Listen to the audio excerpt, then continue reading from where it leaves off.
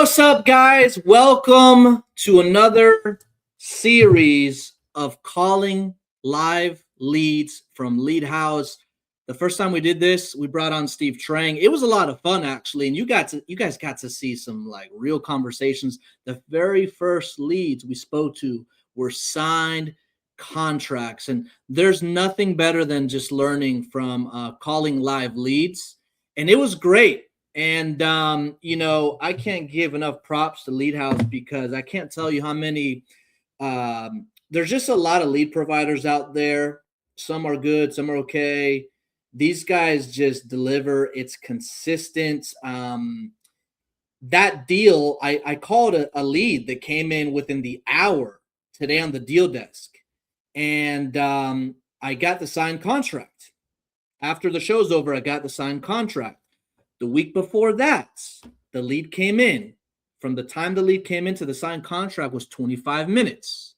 The day before that, another one call close. So obviously you have to be good on your acquisitions game, but the very first step is you gotta have somebody in front of you that wants to sell and needs to sell. If you don't have that in front of you, I mean, it's going to be a little bit of a challenge.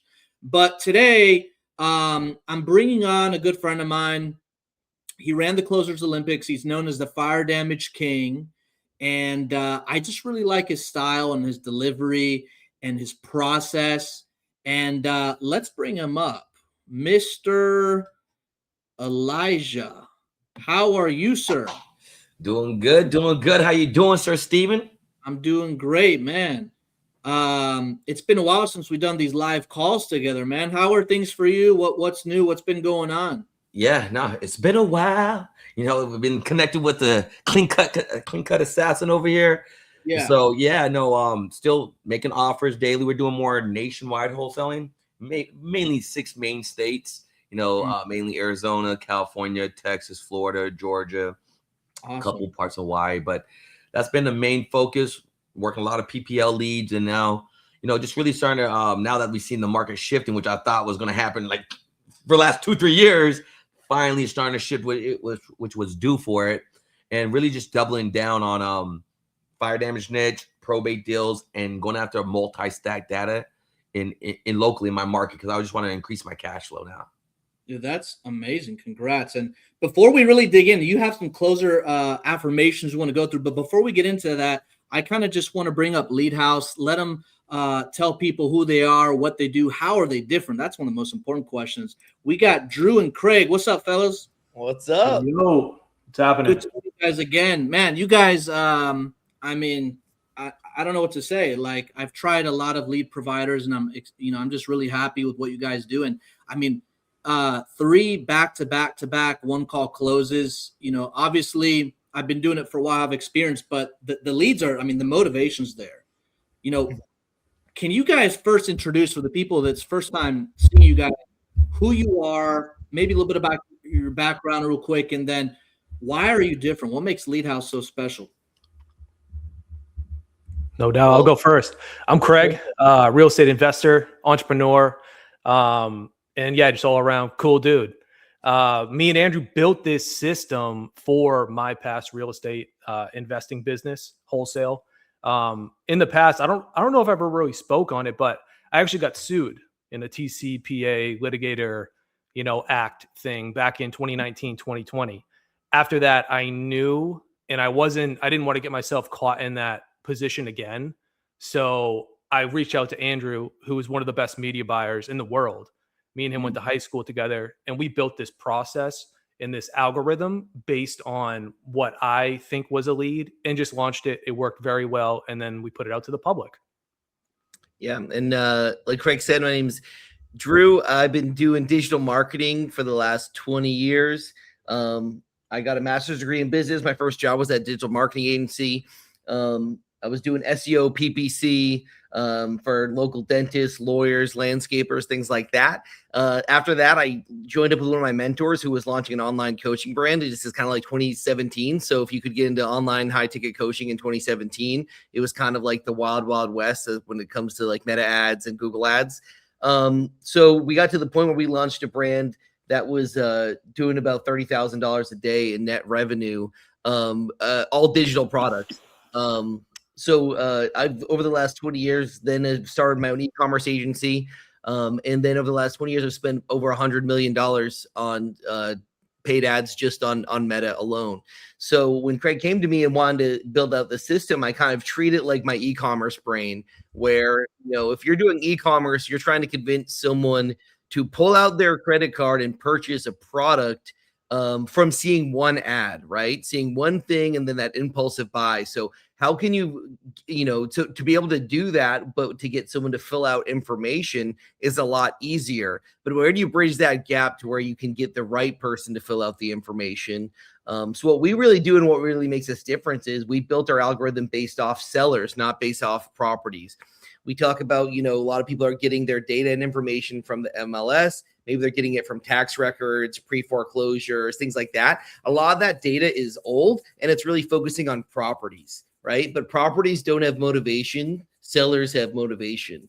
So for us, it's like our leads are people who maybe their credit score is dropping. Maybe they're applying for personal loans. Maybe they're researching divorce attorneys. Maybe they're looking up information about probate. We focus on all of that type of data. People who are searching and participating in online activities relating to any of those things, because that signals us that maybe they're about to inherit a house. Maybe they're about to go through a divorce. Maybe they're going through a tough financial situation. And then we worry about if they're a homeowner second, right? And when you get to that level and you focus on the motivation, you're more likely to get a one-call close than focusing on the property. There's a lot of people that have properties that might be interested in selling, but they don't need to sell. It's the person and what they're going through in their life that makes them need to sell. And that's what sets us apart from probably everyone else, is like the way we thought about that. And we've been building this out for 5 years. It wasn't something that's been done overnight to build out these processes. So what we do is we can launch these campaigns where it's all white glove. We do it for you. You just tell us what your market is and what your buy box is, and we can use our algorithm, our creatives, our everything in a box, business in a box, to be able to generate those leads for you. And then we also do that exclusivity for you and your market. So you're not competing with 5 other wholesalers in your market for the same exact lead that you might buy from one of our competitors. Oh, that is great. Focus on the people, not the properties. Properties aren't motivated. It's the people. This whole business is people. This whole business is people. And I mean, you guys have been, I always tell people, this stuff is an investment. I think inbound marketing is one of the best ways to generate great quality leads and close a lot of deals, because it really depends on who's closing them as well. But what I'm going to do, because you guys don't just accept anybody as you shouldn't. You don't just accept anybody, because this isn't a one size fits all. It's not for everybody. Some people that started maybe this week or are brand new, I don't encourage people any inbound marketing, because it's an investment. But for those of you that have been doing this, maybe you guys close a few deals here and there, you're going to be very happy with the quality of the leads. They focus on the people, not the properties. I love that. What I'm going to do is I'm going to go ahead and drop a link in the chat where people can learn a little bit more about you, maybe schedule a call, see if it's a good fit. And another thing I really like about you guys is that we don't have to get in a bidding war for these leads. You guys offer, I know you guys offer different options for people, but market exclusivity is one of the things I really like. Can you touch a little bit more about that and why you're doing it that way? I would say that we do it that way because we're in this business ourselves.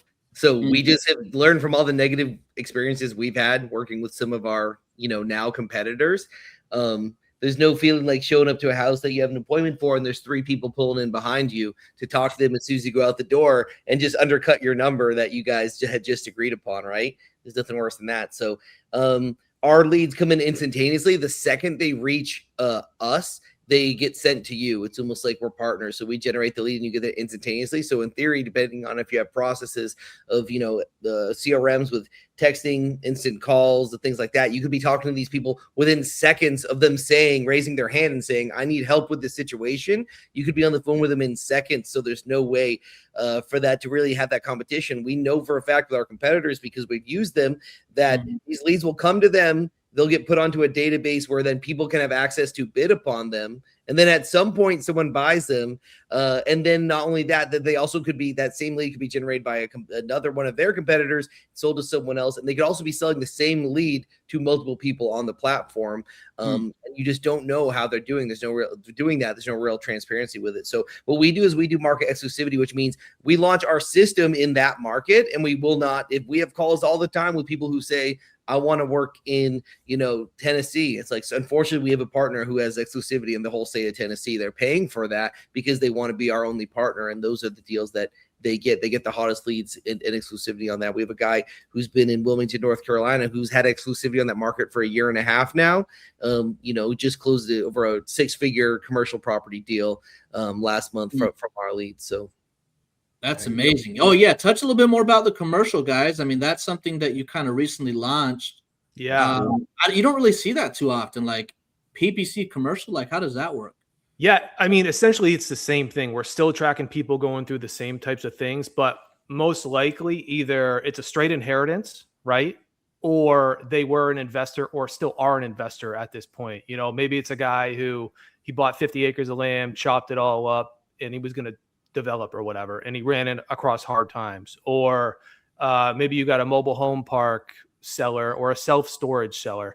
Same thing, just different assets. It works really, really well. You just got to be a little flexible on your buy box. You know what I mean? But if you're doing commercial assignments, commercial wholesale stuff, yeah, it's super hot. There's no competition, none. Yeah, that's amazing. Awesome. Anything you guys want to tell the people before we get on here? Yeah, get at us ASAP. We'll be in Phoenix next month, so all you investors want to link up with us, holler at us. We'll be out there. Awesome. Guys, thank you so much. And we'll see you guys in a little bit. Yeah, let's make some money. Let's do it. All right. Dang.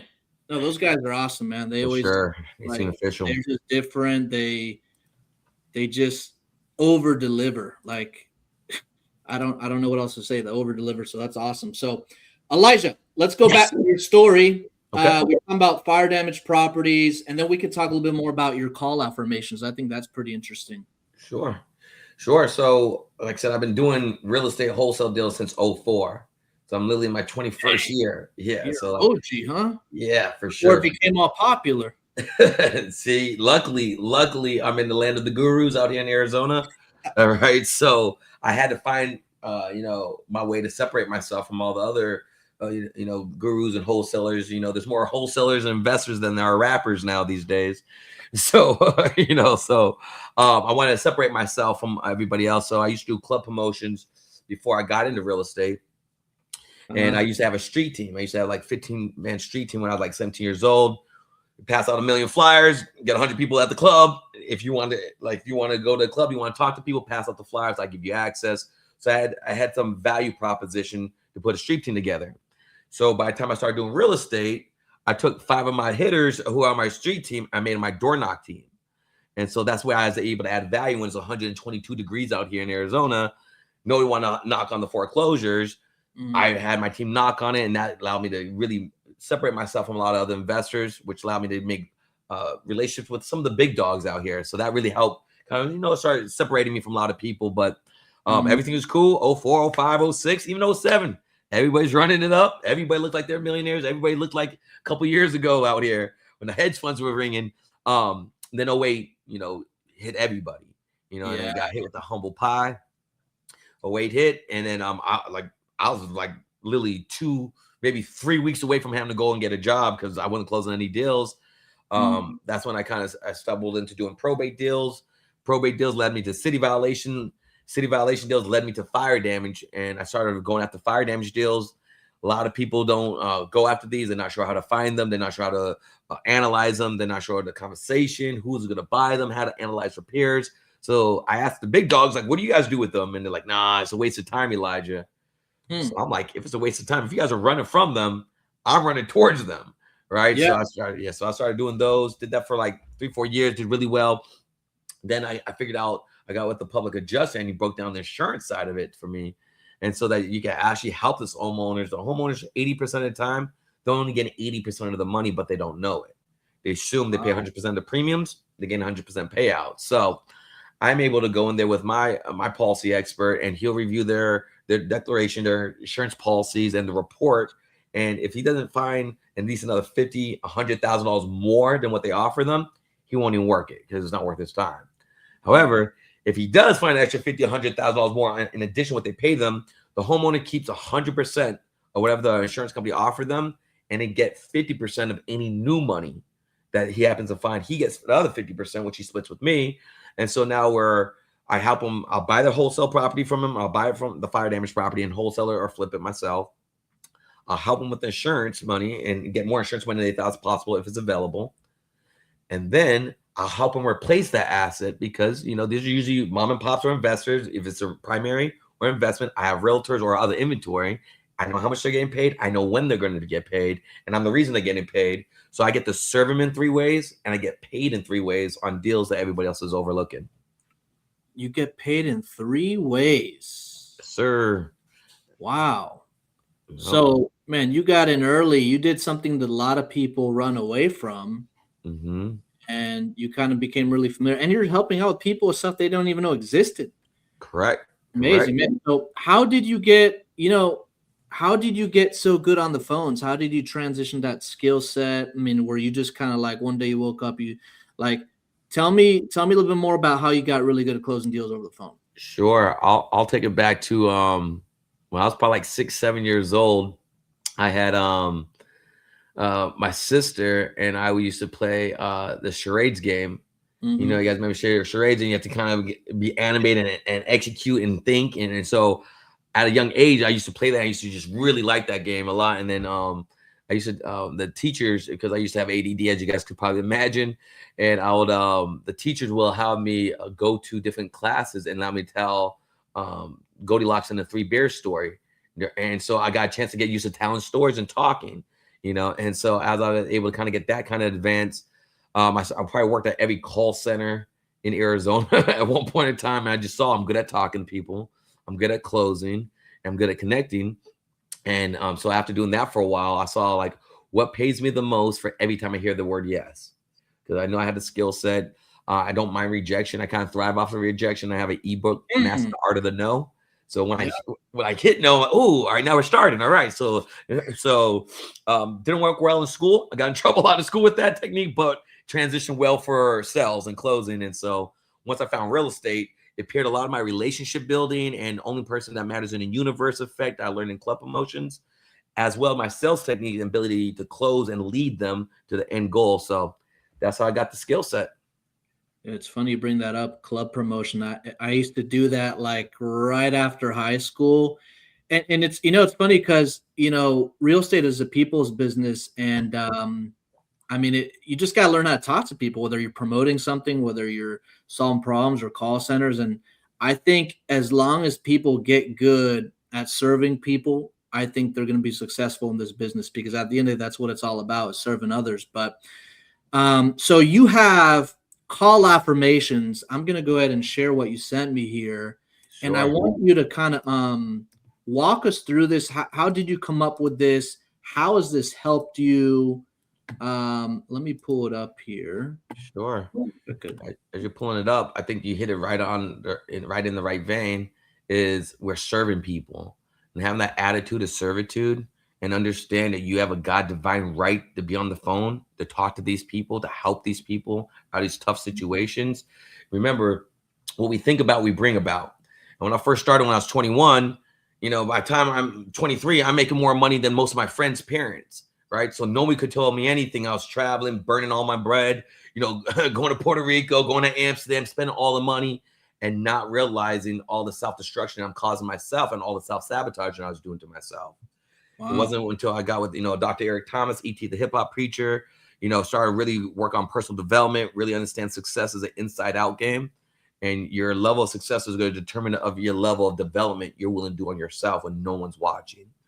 And so a big part of that, I started that change in my mind, is you see my vision board back there. I have a vision boards up there, and I'm super big on affirmations.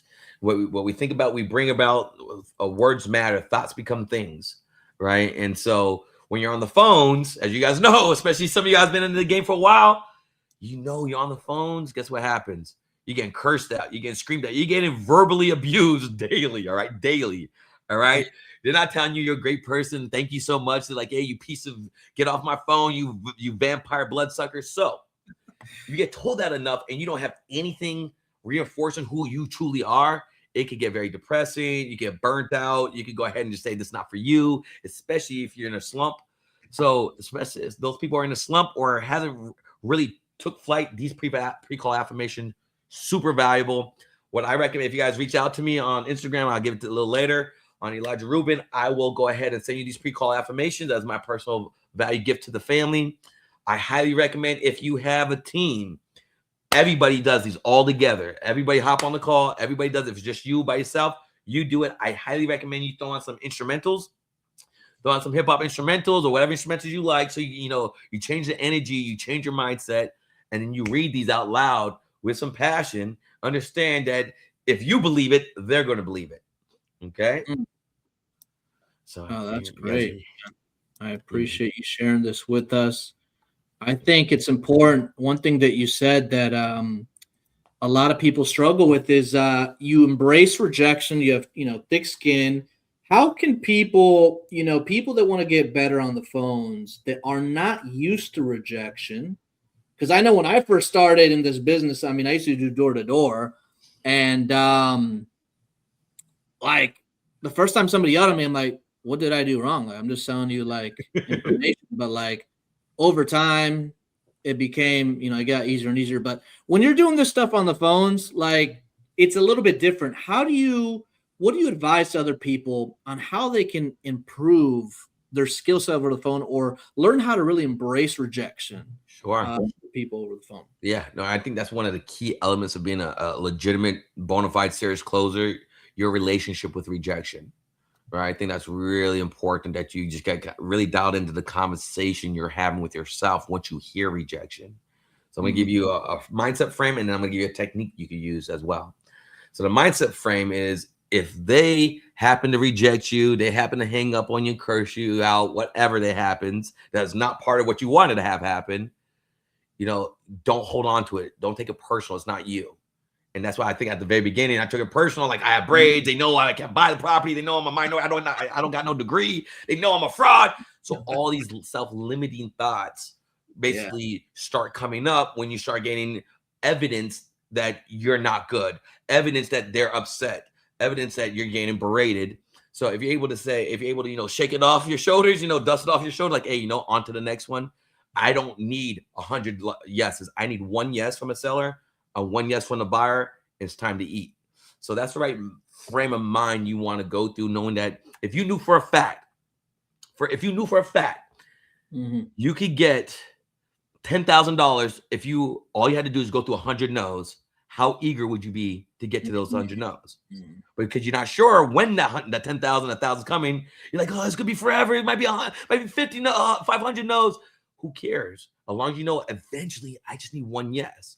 When you have that frame, and then when you understand what each yes is worth, then you can reverse calculate what each no is worth, and what's going to get you closer to that final yes.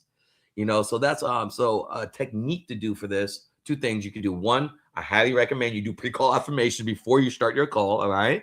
And then another thing to do as well, have your closer's journal next to you. So when you get hit with objection, write it down. When you have that negative self-talk, man, I'm not good at this, man, this is horrible. Write it down, get it out of you. You don't want that closer's baggage going into the next call with you. So take a moment, write it down, get it out of you. And then a good technique, especially if you're starting out and you're struggling with dealing with rejection, you're struggling making a low ball offer that they're going to hang up on me, they're going to know. I've been there. I know it's like. I highly recommend, and I did this in a challenge I did a couple years ago. What you want to do, you want to go to offer up and just make 50% offers on, irons, on stovetops, on appliances. You just get used to making offers, calling somebody, making offers. The stakes are low.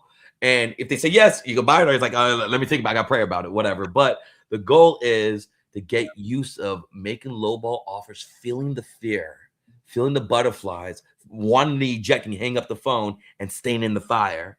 And by you staying in there, you develop more confidence. So when you're on a call with the seller, you make the offer and you're just quiet and let the silence do the closing for you.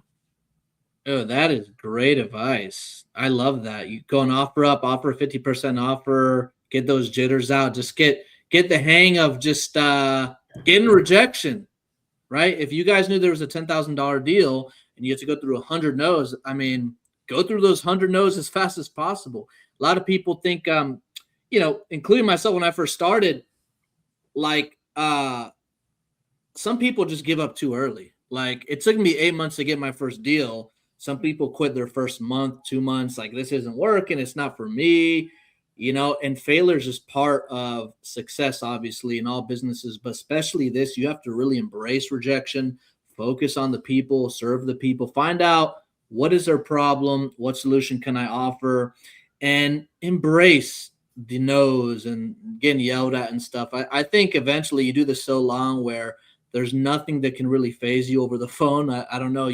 I'm sure you've been called some things over the phone that some people will start crying or something, but you know, it's not you, it's them.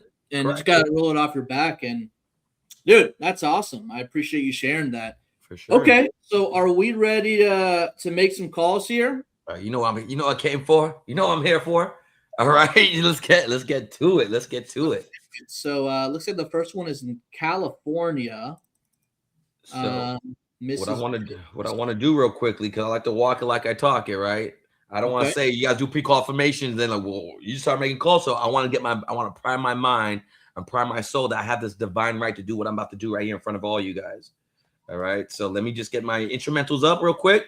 So I just have a little. We should have queued that up. I'm just gonna put this in the back, and then I'm just gonna read these, and then we're gonna get right to it. All right. Let me just pull this up real quick. Let me get a nice little track here for myself. All right. So let me just pull this up.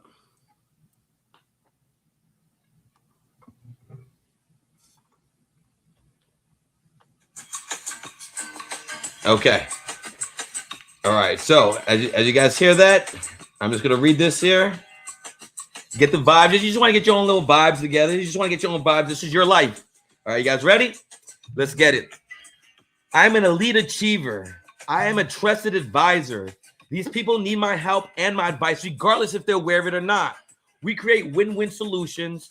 We are the best option alive, and it's my job to help them see that. I'm the best solution engineer alive. I will apply extra effort while providing additional value to everyone I come in contact with. I handle objections with ease and provide simplified solution with speed. I consistently get better and better on every call. On every call, it's sell or be sold.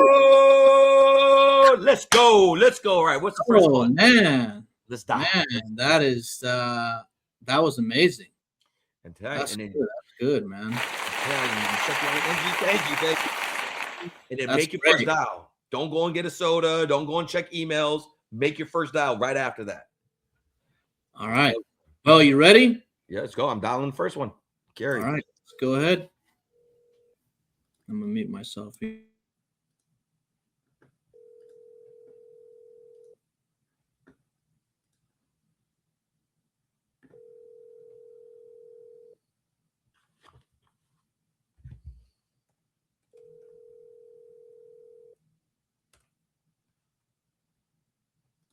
Your call has been forwarded to an automated voice messaging. A double dollar real quick.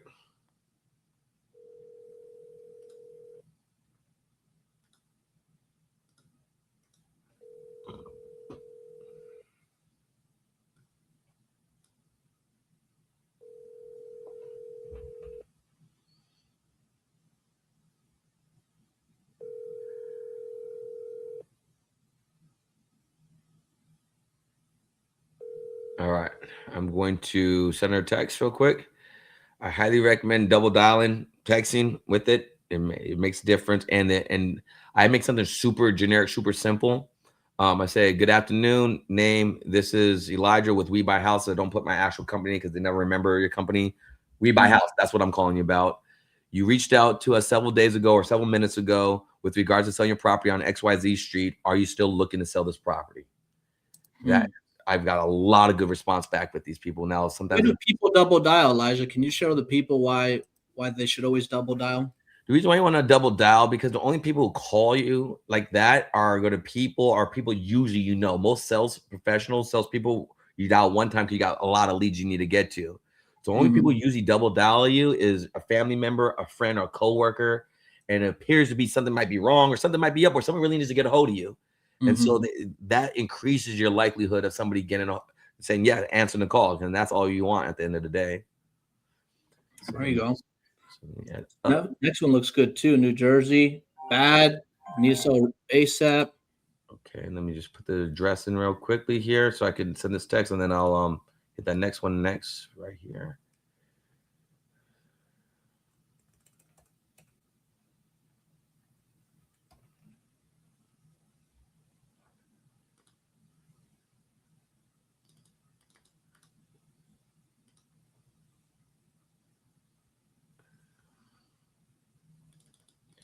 All right, here we go.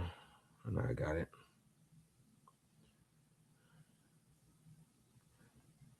Okay, on to the next one.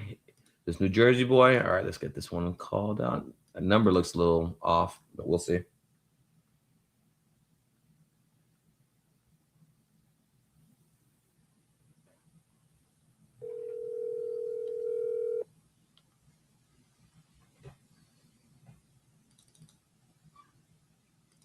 Please leave your message for 8.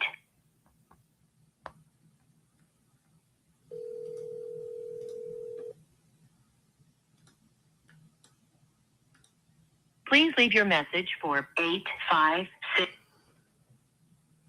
All right, so let me do send them a text. Yeah. What's the next one here? These people may call you back, by the way. Exactly. This one just came in. It's a divorce lead in Down Texas. here? Okay. I'll call this one right now. You see that one? Yeah, this one, Gail. No. Mr. Benitez right there. Yeah. Oh, gotcha. Okay. Call Just came in. Let's hit it. Let's hit it right now. How do you say his name? Ogierd? Yeah. Yeah. Weird. Yeah, I'm gonna butcher it. Just say Mr. Benitez for sure.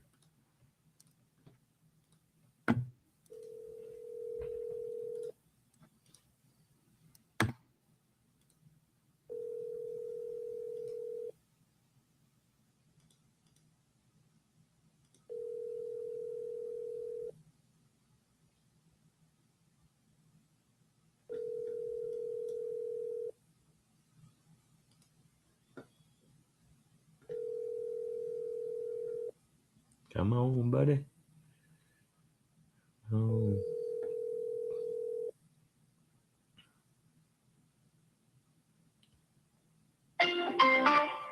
The weather was kind Dang, that's like 92 rings. I thought you only got like 4 rings on these things. You must got the extended one. Double dial them up.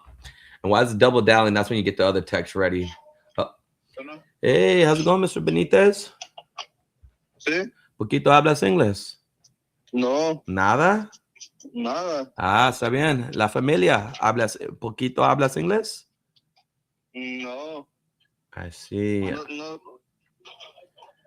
La familia, ¿cuánto cuestas dólares por su casa?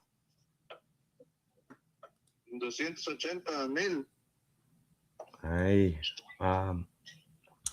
so that's all I got. I'm only 800 days on Duolingo, so that's all I got, buddy. I'm gonna have one of my coworkers here follow up with you in Spanish. Okay. Okay. I thought you didn't speak English. What do you know? How do you say okay? No, it's okay, Mr. Benitez. I'll have him call you. Okay. Okay. You are still selling your house? Oh dang! Got him to start talking English probably. That's right. Go get another one. So he wanted 280. Let's hit another one there. Yeah, for sure. We hit all these. Maybe Gail Williams sounds more English. Yeah. Hey, you saw I used all the Spanish I had. That's all I had. I didn't even know you spoke Spanish. Bro, I'm 800 days on Duolingo, bro. Wow, 800 days. People think I'm already Dominican, Colombian, Cuban, Puerto Rican already. So I might well learn it. Let's see, Gail. She's in New York. Hello? Hey, how's it going, Gail? Good. Gail, this is Elijah here. You filled out a form on my website saying that you're looking to sell your property out there in North Bangor. Yeah. Are you still looking to sell this one? Gail, you there? Hello, hello. You hit the mute. Did you hit the mute button, Gail?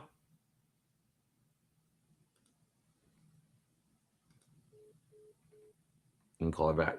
Yeah, call her back. For sure, for sure. Her phone died. The signal died.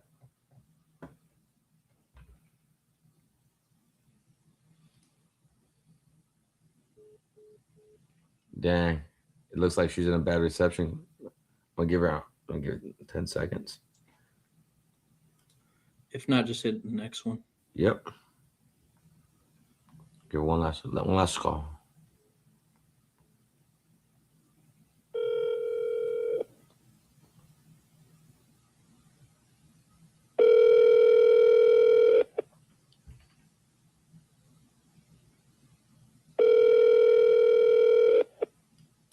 The number you are calling is not accepting your call. Please hang up. Okay. We'll just have to call her back. All right. On to the next one. Is that an address or is that a parcel number? Oh, that's for 24 acres. Okay. Let's see what they're talking. So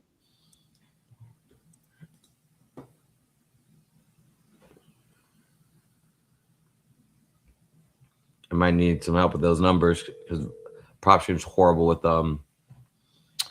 with parcel numbers. So I might need some comp support on this one. I got you.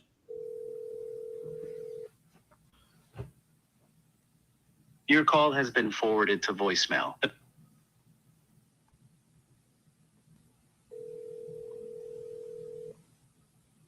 So one just came in as well. Bobby? Okay. Bobby, yeah. I hit him. Need to sell and pay off some debt. Dang. Sounds like the right type of conversation. Your call has been forwarded to voicemail. The person you're trying to reach. Okay, let's move right on to him. South Carolina. See what my guy's talking. Do. Hi, if you record your name and reason for calling, I'll see if this person is available. This is Elijah. You filled out a form saying you're looking to sell your property in South Carolina.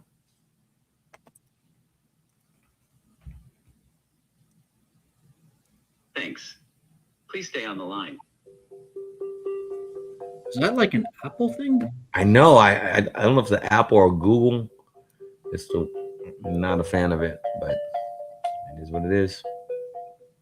New iOS. Yeah, new Apple. That's what it seemed like. I never really understood. I never. I'm sorry, this person is not available. If you would like to leave an addition. The one more double dial.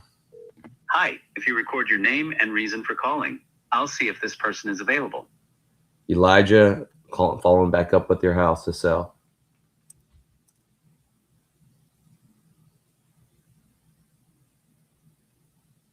Thanks, Elijah.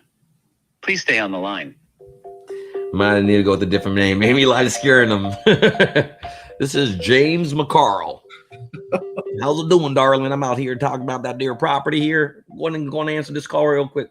I like to have a good time. Well, you got that Southern accent too. Tell you, watch if I catch somebody, I close deals with that. This person is not. He don't want to talk. They don't want to talk to Elijah. Cool. All right. Do we call this one Marco? No, I don't think you did. Cool. All right, I'm just in my call log. Going through. Only need one. Only need one. That's the best part about this business. Hi, you record your name. Oh! I'll see if this person is available. This is Elijah. You filled out a form on my website saying you're looking to sell your property in El Paso. Come on, Marco. Thanks. Please stay on the line. I'm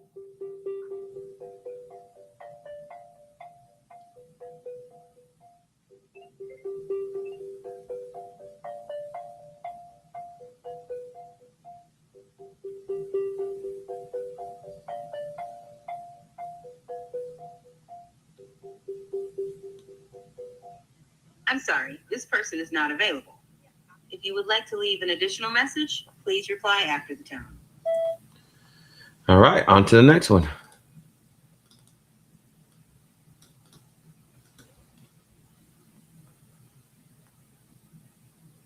Welcome to the voicemail. 3133325. Welcome to the voicemail. At the voicemail. On to the next one. Damn, that was horrible. I know, it didn't even ring. It just went right to voicemail. Oh, this one's Lakeland. Lakeland's a good area. Yep, Florida. Yep. Your neck of the woods. Yes, sir. Man, this guy filled out a form. Yeah. But it looks like, let me see. Hey, how's it going, Alan? Who is this? Alan, this is Elijah here. You filled out a form on our website saying that you're looking to sell your property in Lakeland. I already sold it. You already sold it? Really? When does it close escrow? It closes, which is really none of your business. The reason but it being- closes next week. Congratulations, first and foremost, Alan. And if anything happens to fall through, I don't want that to happen. Call me back, okay? You got to at least take your shot. Take your shot. On to the next one. I love, whoops. What I do here? I say, I love your attitude. But before you call the next one, Sure. give some time to cool off. Sure. Hey, some people they'll post their house for sale, and I want to see how you handle this, because this Sure. is something that happens with everybody. Some people, including myself, like they'll post their property for sale with an agent. Maybe they're upset with the agent, then they fill out a form online. How do you personally go about that? What do those conversations sound like? So when somebody fills out a form and it's already listed, Yeah. okay, and that's unfortunate. That's the trade-off, right? For going after using PPL versus going after deep, hard to find, motivated sellers. So if you go after deep, motivated, hard to find sellers, you might only talk to maybe 4 to 7 people the whole week, maybe, because you're down a lot of numbers. You're trying to find this person. You don't know if any of those numbers, they're trying not to be found, right? PPL, you're going to talk to a lot more people, which is the benefits of it, but not everybody, not all leads are treated equal. A lot of sellers, they're more savvier. They know, they're smart enough to at least fill out 9 forms, not just 1 form, and they want to shop, unfortunately. So as long as you understand that and just be aware that is the name of the game if you're doing PPL, and understand that, so don't get bent out of shape over it. So with that frame in mind, way I like to do this, so if I talk to the seller and he's like, I see that's listed, we'll talk with the seller and say, hey, so after I talk, are you still looking to sell the house? Yes, I'm still looking to sell the house. Great. Looks like you had the property listed here for $280,000 for the last 110 days on market. Have you gotten some good offers? I want to poke the pain. I want them to tell me, no, my realtor sucks. No, I got the wrong person. No offers coming in. Oh, I'm just getting a bunch of lowball offers. So usually they say no offers, or I haven't got any offers I like. I say, I use this as an opportunity to price anchor them. So I say, really? Low offers? So what, you've been getting offers like what, 120, 150? Is that what? Oh no, I didn't get anything low. I got like 210. Like, wow, you got 210? Why didn't you go with that offer? Why didn't you take that? Like, if you have the number, I will call them right now and take that number if it's still available. But most likely they offer that high number because they really can't deliver, unfortunately. So after I shift that from them, then I want to shift the frame as far as and put the onus back on them. So I want to say, hey, what's your end goal here? What are you trying to get accomplished here? Are you looking to try to squeeze every nickel you can out of this property over the next 6-7 months and see if your realtor can get you that retail? I mean, the needle in the thread, or are you looking for a simple, easy, reliable, guaranteed offer so that you officially move forward? What are you looking to get accomplished? And so that allows them to take a stance. Well, no, I need the most amount of money. Or, well, if you could get it done, what would that number look like? Now I'm easing them off of, I need my retail number. I'm not taking anything lower. And then another one I like to use too is, especially if I have a good vibe. If you're dealing with red sellers, do not do this. All right, you will get hung up on. All right, but if you deal with people who have a little bit more talkative, a little bit more cooler, lackadaisical vibe, I tell them this. I say, as far as the property goes, I got some good news and I got some bad news for you. What do you want to start with? Give them the option. Most people said bad news. All right. Well, and it's regardless to say good news or bad news, I always start with the good news, right? I'm like, the good news is I'm interested in the property. Okay. I'm definitely interested in buying. I'm interested in moving forward. The bad news is I'm probably not going to get you exactly what you wanted, but as part of the good news, as I mentioned, I'm probably still going to get you more than what you need. Okay.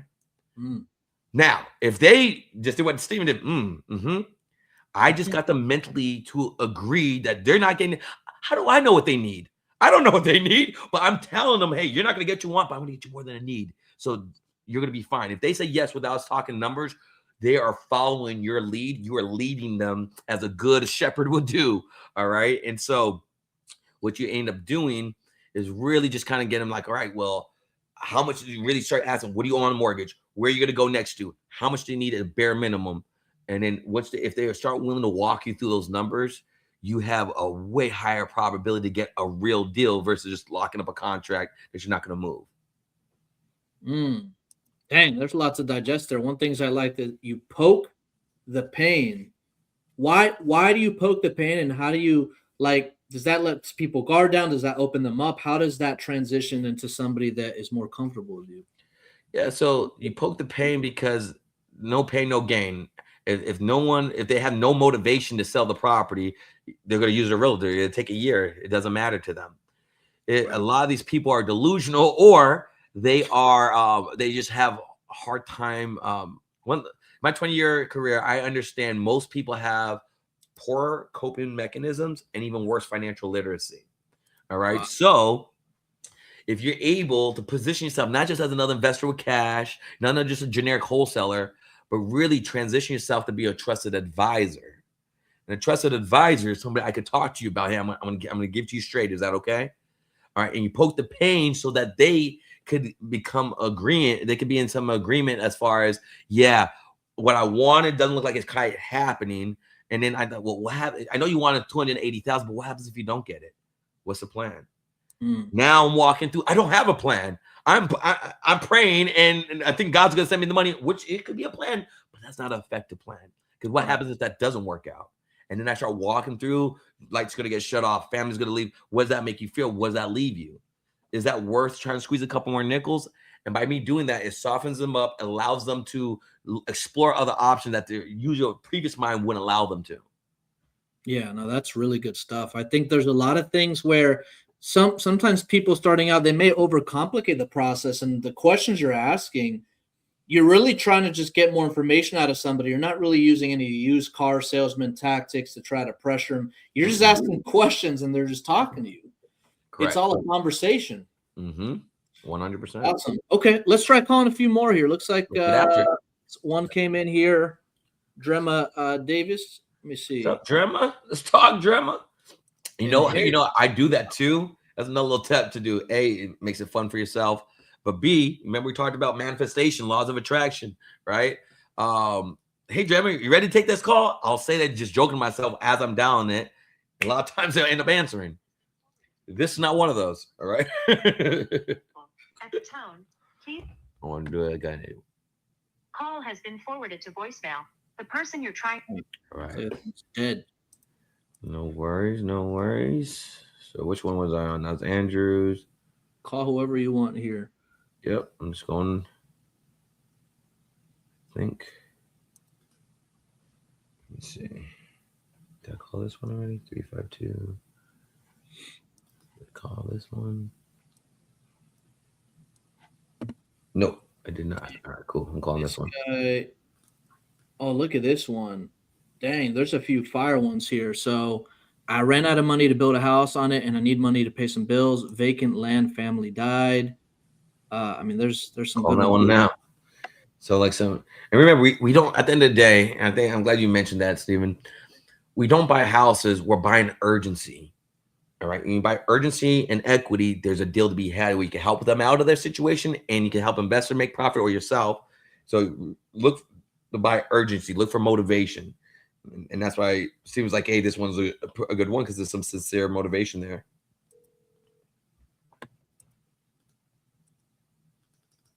Oops.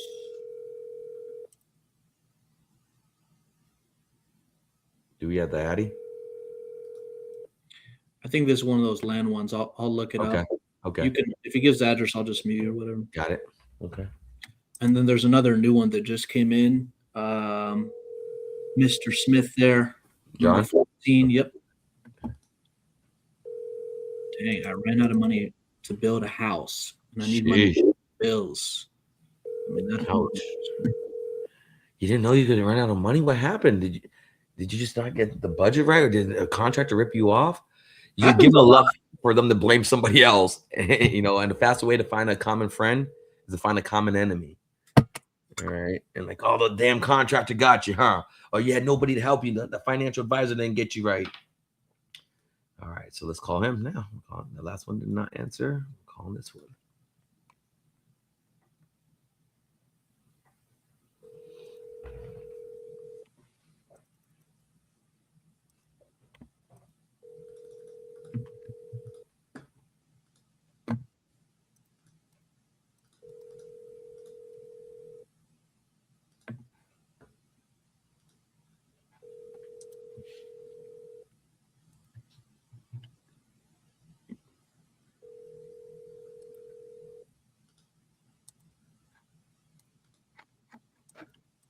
You go ahead and leave a number there. I'll get back with you. And double down.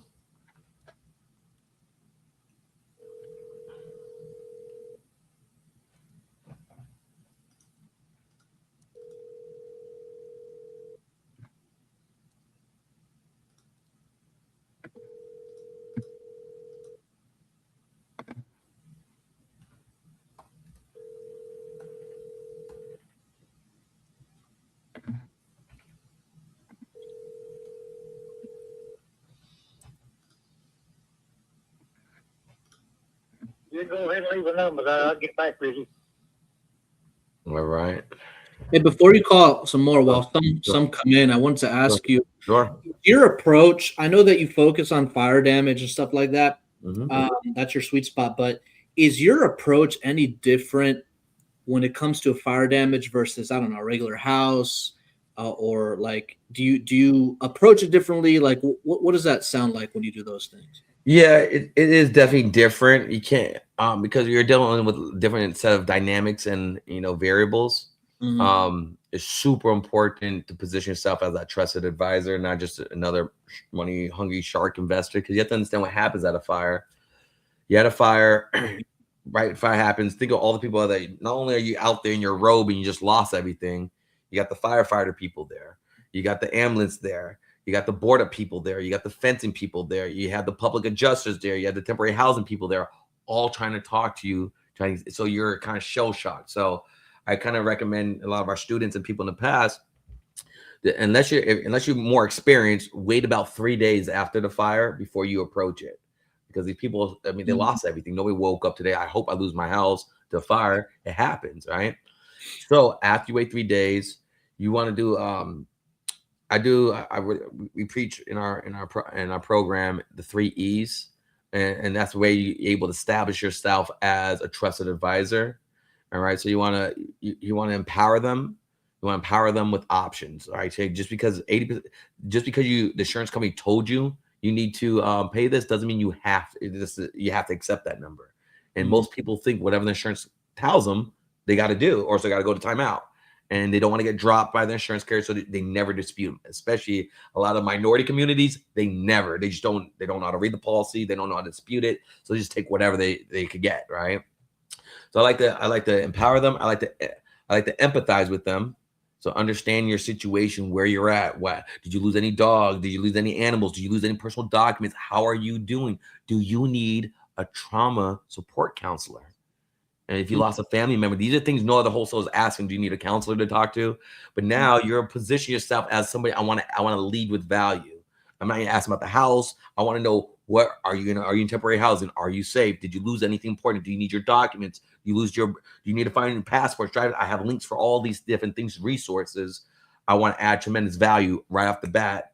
And then once they open up to you and they'll talk to you a little bit, yes, I could use this. Yes, I'm here. Yes. How's the insurance company treating you? Are they treating you right? Are you treating fair? Are you at a hotel or Airbnb? Based on their response, they're going to tell me, are they getting a raw deal, or are they being taken care of? And then I'm able to transition into, that trusted advisor. Like, well, if you want to keep the house, we help families keep the house. If that's what you want to do, we're restoration companies, building companies that I could refer to you. You want to get multiple bids. Just don't go what the insurance company referral is. Give yourself the best chance to get the most for your buck. If you decide you don't want to keep it, you just want to sell it, and you want to move into something and you don't want to wait 9 months to rebuild, well, we have the resources to be able to buy the property, help you locate another property based on what you want to do. So tell me, how are you feeling, and what are you thinking you want to do at this time? Man, that's amazing. Like, you right off the bat, you're trying to add value, give resources, learn more about them, not just going in, hey, here's my offer. This is like, because that's true. I mean, you have a house fire. Can you imagine like the trauma that goes through? Some people lose a lot of personal things. And when you focus on how they feel, what they need, are they being treated fairly? That shows that you really care, which you should. Mm-hmm. What about the time frame for these kinds of deals? Is there any different obstacles that affect the time frame than a regular like 30-day close? Yeah. So when you're able to work, when it comes to the fire damage type of property, not only it depends. If there's insurance involved on the property, then it'll take a little bit more time. If there's no insurance on the property, then it's a lot easier, because you can just treat like a cash deal, close in 30 days, no insurance, no more.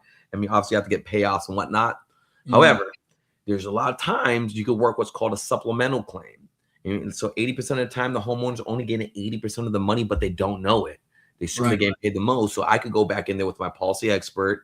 I could look at the policy limits. I could see that they've been underpaid. Bring my policy expert into the table. The homeowner keeps 100% of any money that was offered from the insurance company to them.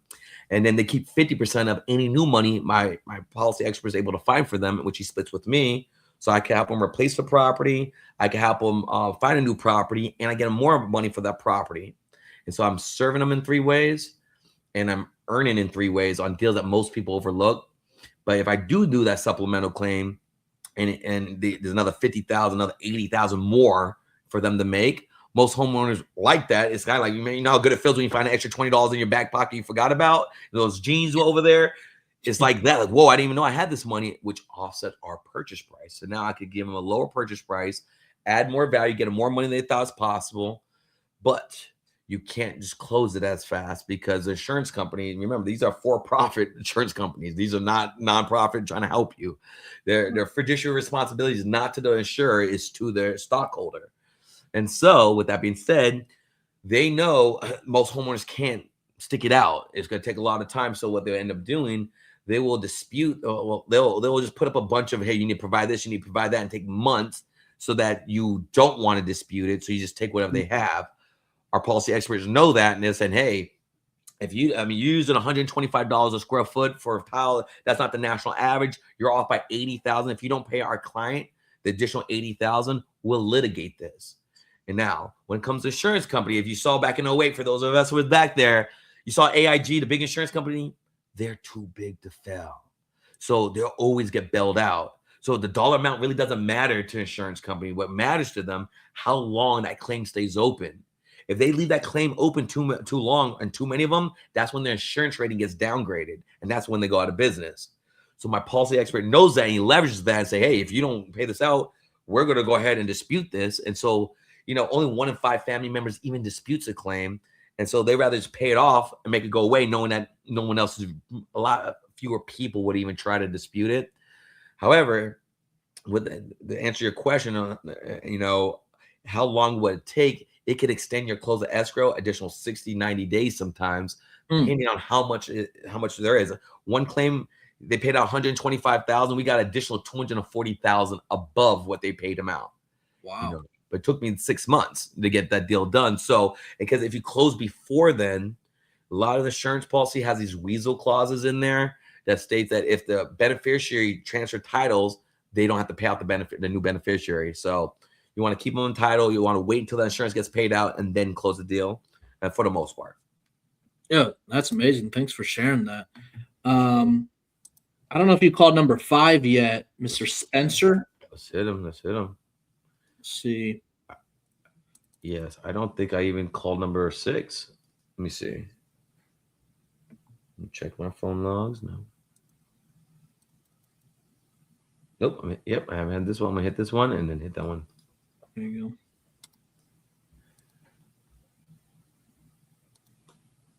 go. Hi. If you record your name and reason for calling. Everybody has this thing, though. Everybody got this. This is Elijah. You filled out a form saying looking to sell your property in South Carolina.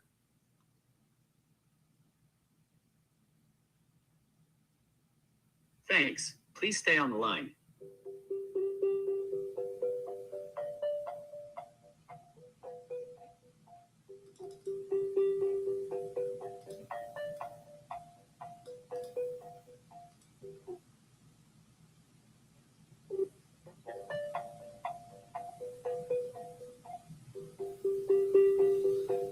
I'm sorry, this person is not available. Double dial. Hi. If you record your name and reason for calling, I'll see if this person is available. This is Elijah. Chris, you filled out a form on my website about your South Carolina property, the divorce property.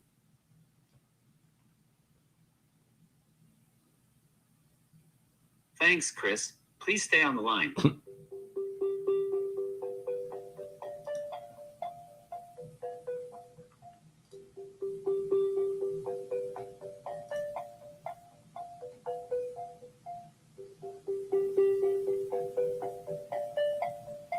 All right, on to the next one. Did the iPhones come out the box with that feature on by default? Only some of them. Maybe it's the ones they don't know. Are you calling Spencer? Yep. Hello. Hey, how's it going, Spencer? Good. How are you? I'm doing outrageously blessed. Thank you for asking. Spencer, my name's Elijah. You filled out a form on my website saying that you're looking to sell your property out there in Nebraska. Yes. You're still looking to sell this one? Yes, I am. Excellent. Excellent. Well, as you can imagine, you filled out, you went to the website, you filled out the form. You do understand we are real estate investors, so we don't really pay retail for houses. At the same time, we're very realistic. We don't expect you to give away the property. If we get a number that works for you, works for me, we move forward. If not, we simply part as friends. Okay. Okay. Perfect. All right. So as I'm pulling this property up, I saw you wrote down must relocate. Tell me, what's the story with this one?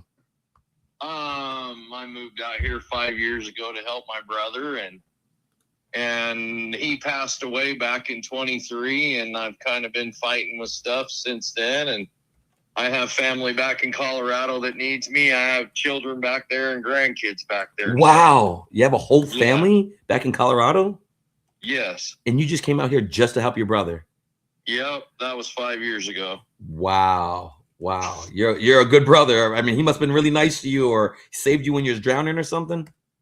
Well, no, that's the way we were raised. I mean, you help your bro. For sure. Are you the youngest or the oldest, middle? Oh no, I'm the baby. You're the baby? Yeah, it's just me and the oldest bro now. All right. Well, see, I'm the baby too. Ones left. See, the last of the Mohicans there. I gotcha. Gotcha. Well, hey, you got good karma coming to you, my friend. Okay. So if we are able to get something worked out for you, how long did you want this to take? Do you want this done in the next 2 weeks, 2 months, 2 years? Oh, next couple weeks would be great. Okay. I would need probably 30 days to be able to move, though. Okay. If that wouldn't be a problem. So if I was able to close it in the next, 3 to 4 weeks, and then give you additional 30 days after you got your money, would that be ideal for you? That'd be perfect. Okay. What part of Colorado do you have the family in? In the Westminster area and Arvada area. I got it. Okay. And are you married? Oh yeah. Oh wow. So your wife. So where's your wife and the kids? With the kids? Oh no, my wife is here. We're raising our grandson now. So Wow. Are you serious? Man, you're like yeah. Mother Teresa and a prophet. Holy crap! You're helping your brother. Are you raising your brother's kids? No.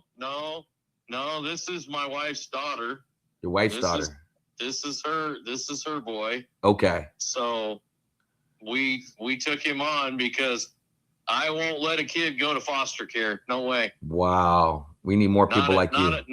Not in my family. I won't let a kid go to foster Come care. on. No That's way. what I'm talking about. Listen, good things happen to good people. It sounds like you're one of those good people. So I appreciate you doing that. I appreciate you that. A lot of people will say, hey, it's not my responsibility, right? Right. You know, and then look where that ends up leaving that child, you know. So Oh yeah. super cool. So tell me about the property. It's a 1-bedroom, 1.5, or is it 2-bedroom? It's a 1.5 bedroom. Okay, that's really spacious. Okay. Basically 9-foot walls. The house was built in 1919. Great year. Yeah, it's just it needs kitchen remodel, bathroom remodel, needs a roof, gutters, front porch needs to be shored up. It needs a little bit of work. Okay. The house has a lot of potential. It has a breezeway in between the house and the garage. Got it. If I had the money to fix it, I would put a roof from the garage or from the house wall to the garage wall, redo the roof in between there, add more space and more height, and finish that. This place has the potential to have a bedroom and a bathroom in the basement, another bedroom and another bathroom in the area, in the breezeway area, and then a full bedroom and a bathroom here in the house. So this place has a lot of potential. Plus, it's on a corner lot, and the garage is a bigger garage. It's an oversized garage door. Wow. It's an 18-foot door. Spencer, you sound super knowledgeable, my friend. You know, Oh yeah. Why you don't want to just keep this and just fix it up and then move? I would love to, but right now I'm tired of the work situation out here. What do you do for work? I have to drive 45 miles one way for What? work.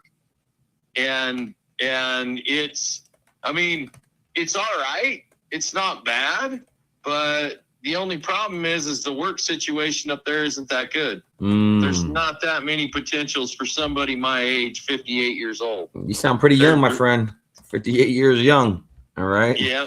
So I have to get back to Colorado where I know people that own There construction you companies and whatnot, so I can get the job back. Okay, that makes sense. Okay. So the roof. So as far as repairs, what type of repairs am I looking at besides the roof? How's the electrical, the plumbing? Foundation? Anything I need to know about? Foundation's in decent shape. Okay. Electrical, yeah, you'd have to redo the electrical and plumbing. Okay. And then as far as the roof, are the trusses damaged as well, No. It just needs to be re-roofed. Okay, re-roof. That's why I don't have to replace all the trusses or anything. Okay. No. Okay, good. No. There's none of that. And I'm assuming, is anybody staying in there or is it vacant? Oh no, me and my wife live here. Oh, that's where you guys live in there. Live here. Okay. And so that's why you need a little bit of that time. Okay. Yeah, that way I can get everything packed up and. Okay. So 30-day close, and then 30-day, we call that post-possession. Okay. And so once we fixed up the property, we put the money into the property. What do you think this property would be worth? Assuming we don't add on, 4 other bedrooms, a bathroom. Obviously you can, but if we just fix it the way it is now, and just turn it back, make it nicer, add some appliances, update the kitchen appliances and flooring and whatnot, do those little repairs. What do you think this property would be worth? Oh, you could sell this place for $90,000, maybe even $100,000. Because it's got great potential. It's got a nice little backyard. It's got a garden area. It's got a propane heater in the garage. It's got a propane heater in the house. You got window units. It doesn't have a HVAC system in it. I mean, if this place was fixed up, if I had the money to fix this place up just to do the repairs to it and stay here right now, I would do that. Got it. But I don't have the money to do that. Mm-hmm. So it's in a bind for me. Plus, I need to get back to Colorado where I can help people out. Yeah, ASAP. No, I'm with you. Let me ask you, as far as the property goes, if I was able to pay cash, no realtor fees, no closing costs, we close in 30 days or less, give you additional 30 days to transition out to, what's the bottom line price you need to have so we have a deal done today for you? Well, I know it's going to sound high, but I got to have around 50. Ouch. Somewhere between 45 and 50. Because I'm going to a state where $50,000 is a down payment. Right. At best. That might be. That might pay for your parking. More than 50, sir. That might be on your parking. You might be paying $50,000 just for parking. So I get it. You're about to go to a different market for sure. So I got good news and I got a little bad news for you. What do you want me to start with? Okay, well, go ahead and shoot. It don't matter. All right. Well, I mean, the good news, I think I like you more than I like the property. All right. Okay. So no, but honestly, like I said, it has potential, like you said. So, I mean, the bad news is I'm probably not going to be able to get you exactly what you want. Okay. Just so I want to be straight shooter with you. Okay. The good news is I am interested and I probably could get you more than what you need and get this deal done for you if you're willing to be flexible. Okay. Let's see. What do you got? Okay. So, the problem is Spencer population is only like 300 people. And there's another property that just sold, 201 was active at 201 East Alice Street. And that one's at, 62,000 they're asking for. And that's all fixed up. You know, 1 bedroom, 1.5 bathroom, similarly like yours. So that's what it would be worth once I fix it up in this market. Now, obviously, if things change, interest rates go down, who knows what happens? But I got to plan for the worst, you know, expect the best and let the good just happen, you know? So, Right. So do you still have a mortgage on this property? No. Good, free and clear. Good for you, my friend. Yes. So, you know, if we were able to pay cash, you know, and get you closer to $25,000 as a net number for you, how would that make you feel? What was the number you said? 25,000. That's not going to be enough for me to do anything. Mm. It's going to cost me $5,000 to move. Just to move. I know. I mean, getting it just to get a U-Haul to move that far is probably going to cost me close to $2,000. At least you're going cross country. Yeah. I've been doing this for 20 years, right? So after buying 1,000+ properties, I know you got to give a little to get a little. It's not my way or the highway. Okay. How close can you get to that 25,000? Geez. 35 is going to be, I mean, shoot, if I was to go 35, then that gives me 30 out there. I'm going to be able to probably buy a trailer. And remember, that's just temporary, just so you get out there. You know, you have a skill set, you have relationships. You're not going to be struggling for long. And more importantly, you have all the good karma credit you've been building up over the years. You have a lot of good karma. I'm really close. Let me look at one thing real quickly before I can tell you what I could do. Okay, hold on 1 second for me. Okay. Okay.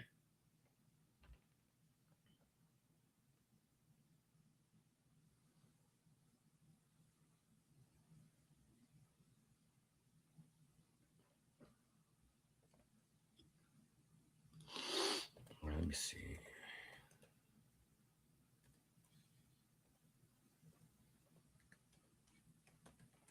Okay. So this is what I could do. Assuming we agree to a number that you and I both agreed to today, I send you an agreement. You sign the agreement today. We open escrow. We close escrow in 30 days. We give you that additional 30 days to transition out. So the way that works, well, it's called a post-possession. So they're going to hold $10,000 of your cash until you vacate. So you still have the rest of your cash, you know, pay for your deposits, your movers, your trucks, whatever you need. and then the title company holds the other $10,000 of your proceeds and make sure you leave within that time frame. So I want to make sure. And if you leave sooner, then they'll release the money. The title company has all your money for you. Just make sure we help keep you honest, right? Right. Cool. And so assuming we agree to that, we get everything in place, we close escrow. 30 days after you moved in Colorado, the money's been wired in your account, everything's been done. The one thing I'm going to ask for in return is that I can receive a recommendation testimonial letters that you're pleased with the results I provided you and that you refer me to other people in the future. Sure. Hey, Spencer, don't forget about my testimonial letter when I follow up with you. I don't want any convenient amnesia, all right? Okay. Okay, so this is what I could do. If you're willing to do $32,500, I pay all the closing costs, no realtor fees. You're out of here. Like I said, in 30 days, you're going to have your cash, and another 30 days to transition out. I just want to make sure I get my testimonial letter when this is all said and done, okay? Can you go 33.5 or even 34.5? I'll do 33 if you're good to go today. 34 even, and we're a deal. I'll do 34,000, but then I'm going to add this to the table, okay? At 34,000, not only do I get my testimonial letter when I come out to Colorado, because I go to Boulder and visit some of my family sometimes. When I come out to Colorado, you owe me a dinner credit, all right? So you got to take me to a nice dinner on you because I'm going up way more than I want to go up. Do we have a deal? What do you say, love? We got a deal. All right, that's what I'm talking about. That's what. Hey, she has to be at dinner too. All right, she has to be at dinner too. All right. Oh yeah, we'll all be there. Good. All right, perfect. And so you want me to send the agreement to your first name, leatherman45@gmail.com? Yes.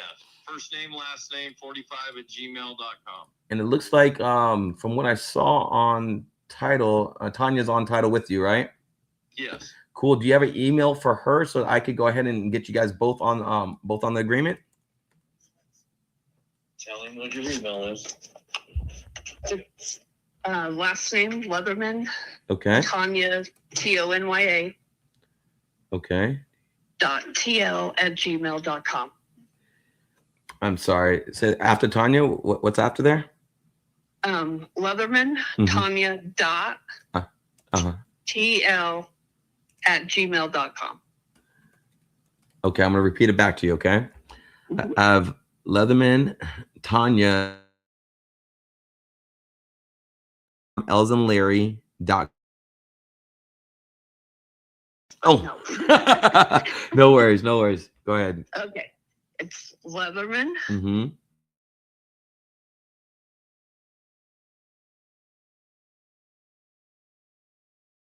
@gmail.com. Oh, dot initials. Okay, so you're saying dot, not like a document, but dot, like a period. Yes. You got period TI.com. So, but shouldn't be at like at Gmail or something?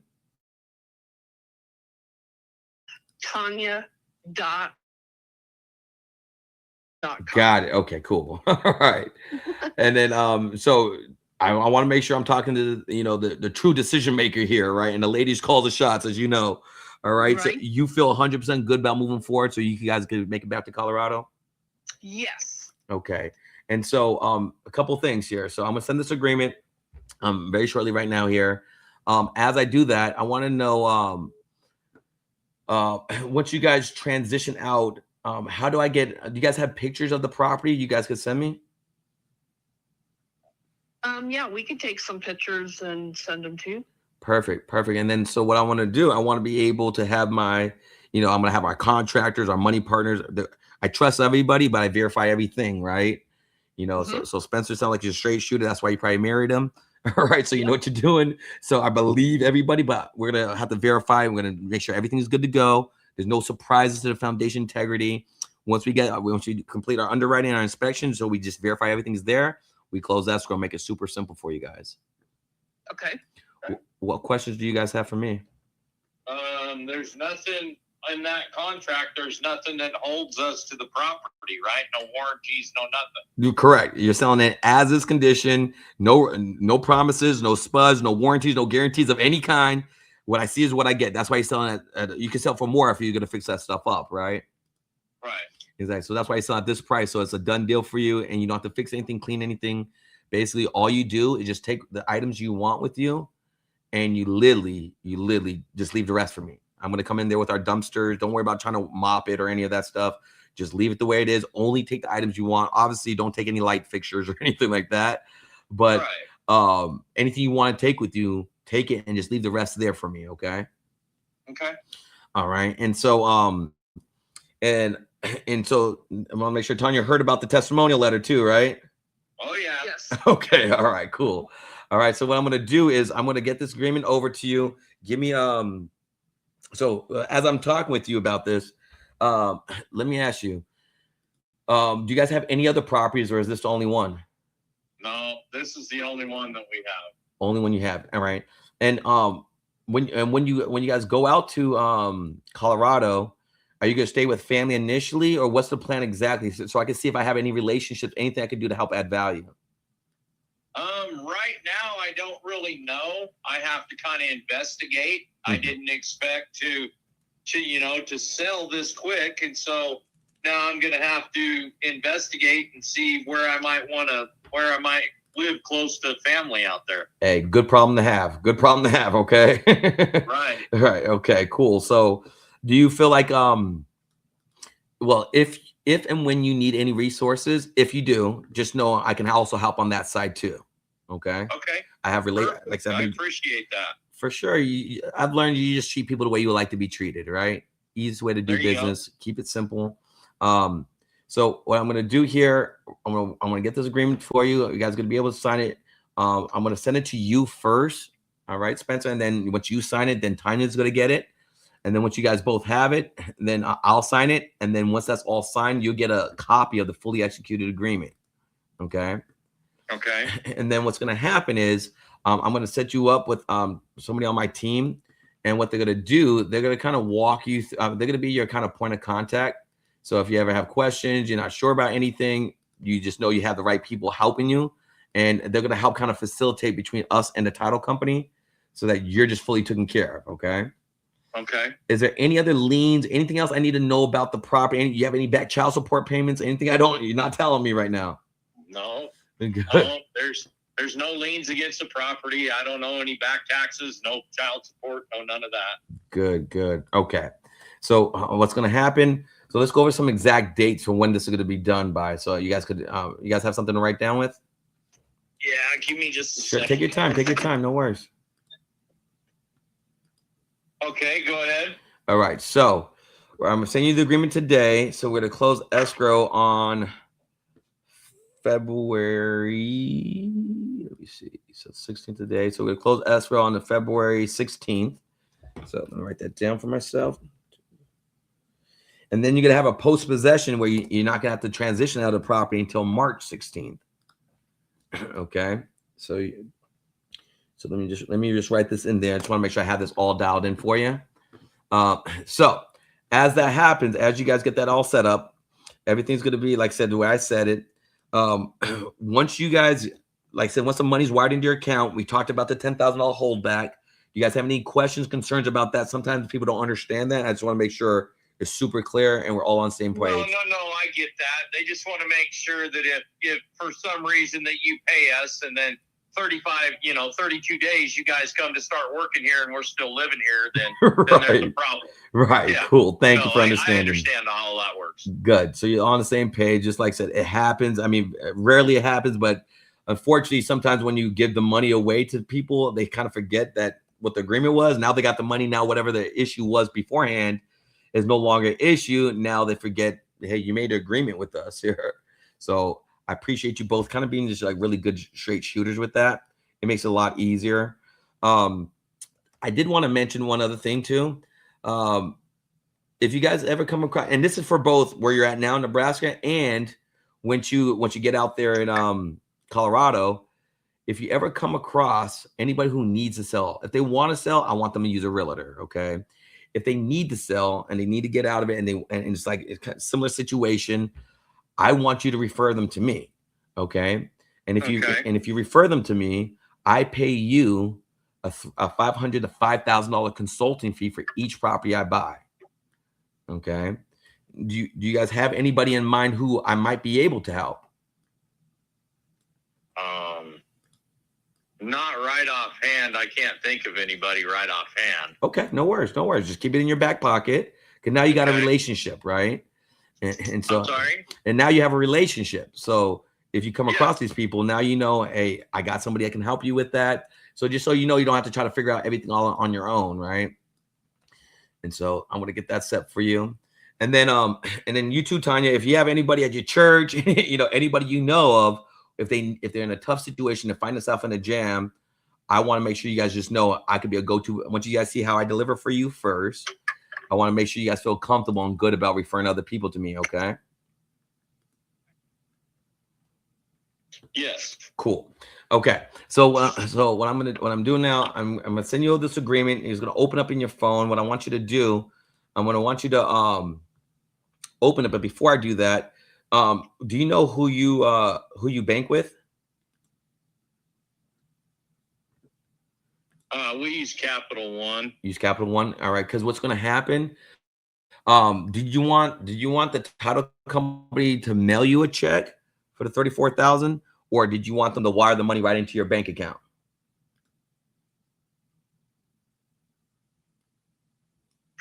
Probably mail us a check. Mail the check. It'd be easier for you guys. Yeah. Okay. Just know when they mail the check, obviously it comes to you like anything else. But once you deposit it, they hold it for like 2 to 5 days, right? Depending on how much money you have in your account. So I just want to make sure you're aware of that. If you wire it, it goes right into your account, but there is a $25 wiring fee, but you have access to your money that same day. Right. You don't have to make you call the shots how you want that to go. I just want to make sure you guys have that kind of thought through as you guys get this rolling here. So what I'm going to do here is I have this all set up here. I'm sending it to you. Give me 1 second. I want to make sure I go over it with you. And then once you have it, you guys feel good about it. You guys sign off on it. I'll go ahead and get this. I got escrow open for us on Monday. Well, Monday's a holiday. On Tuesday, I'll get this open for us. So you have access to everything. And then what I want to do you know who the water and the electricity is you guys are using for out there? The electricity is a company called Midwest Electric. Okay, Midwest Electric. Okay. And then the water, sewer, trash is a combination thing, and that's called a village bill. This is a village where we live. It's not big enough to be a city, so it's considered a village. Okay. And how does that work for taxes? Is it like shared taxes, or how does that work exactly?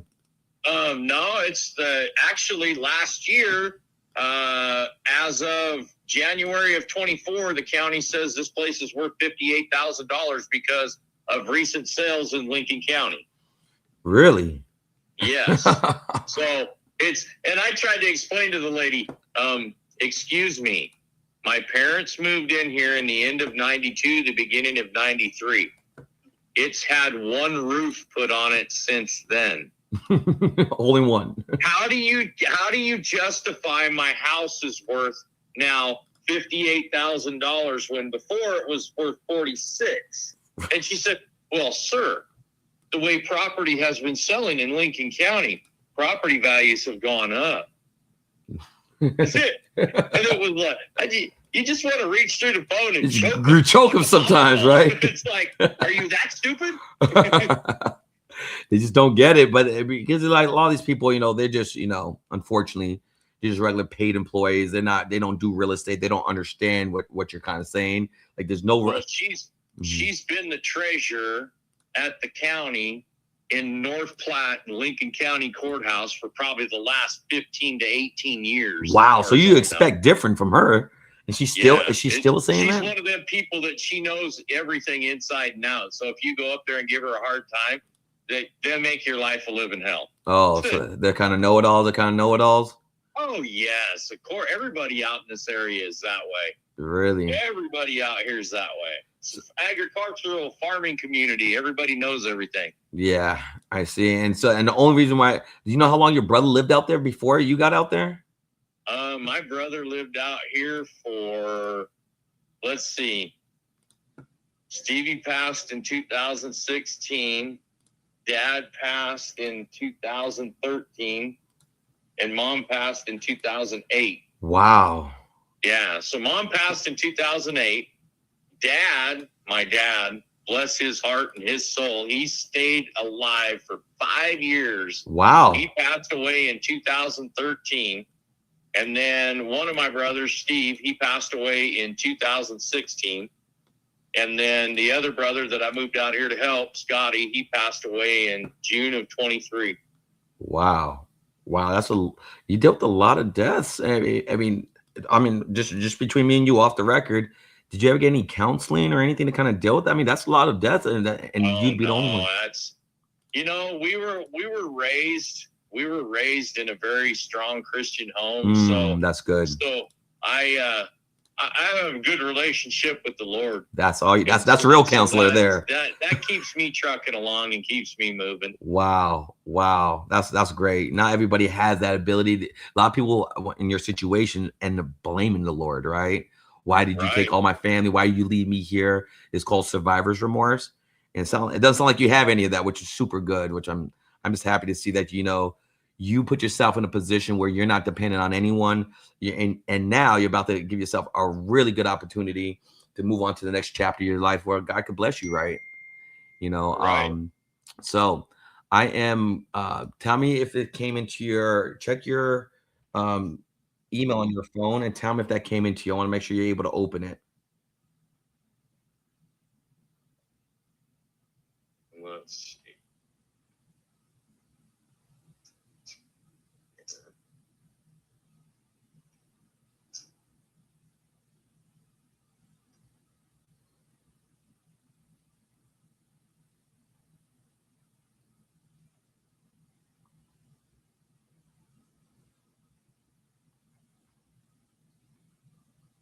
No, it hasn't come through yet. Okay, hold on one second. Let me just look at one thing.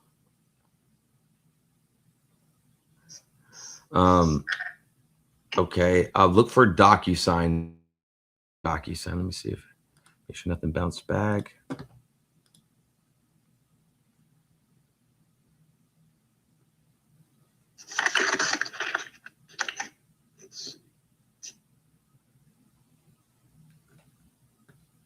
Let me see if I resend it for you. Verify your soul.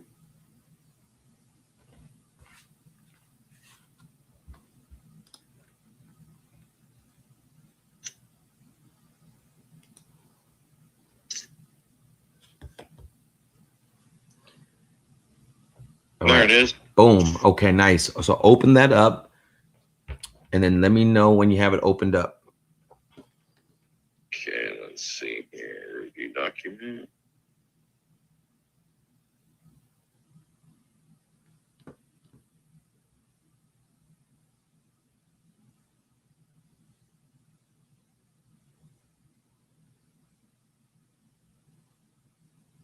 Wow. Continue. Okay, you are viewing. Let's see here. Contract.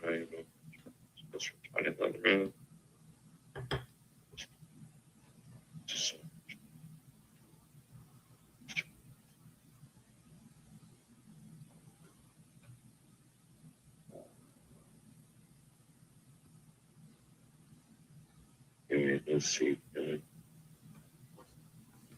me know when it opens up for you. Okay.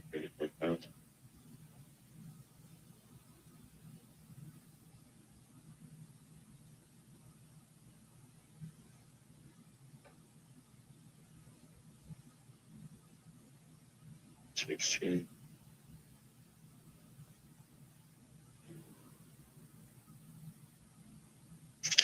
Okay, initial. Perfect. You see where at the You see where it says 34,000 there? Yes. Okay, so the street address. So Residue is the name of my company. You got you and your wife there. The property address, the 34,000. You see February 16th, 2026. Yes. Okay. And then on that initial, click on the initial on that page. Click on the initials section there. Yeah, I just did.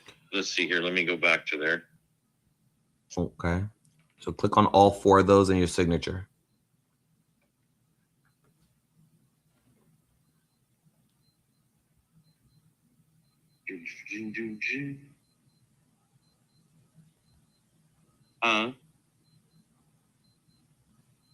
The name of the company is Residue. IDI. Residue. RESIDI, LLC.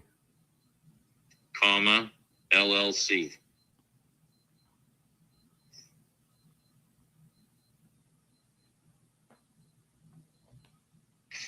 Okay. So you were able to click off on all your signatures?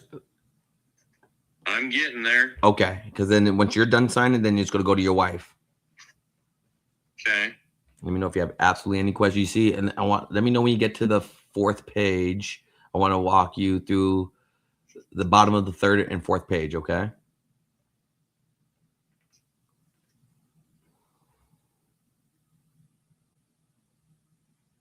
Okay. I need to upload an image first. Okay. Okay, so we did that.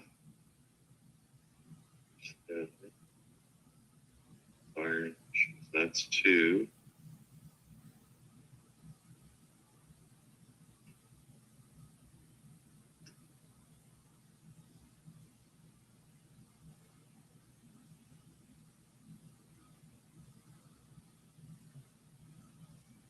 Okay, let's see. Let me go back here.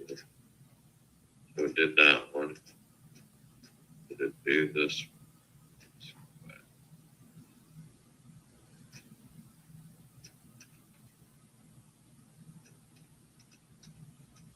Okay, so I did those 2.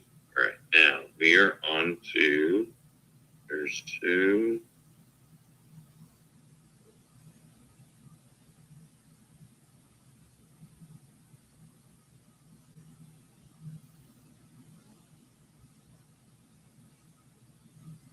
Okay, now we're at page 3. Okay.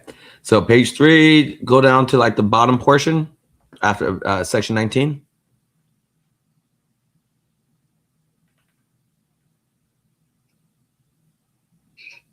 That's okay. Wait, that's page 4. Okay, you're showing the short page. Okay, so go to section 19. So did I go too far? No. You're fine. So you click on that. I just want you to see where it says possession and post possession. Because that's the end of it right there. And go ahead. And number 19 is gonna be the final paragraph before your signature. You see where the signatures are?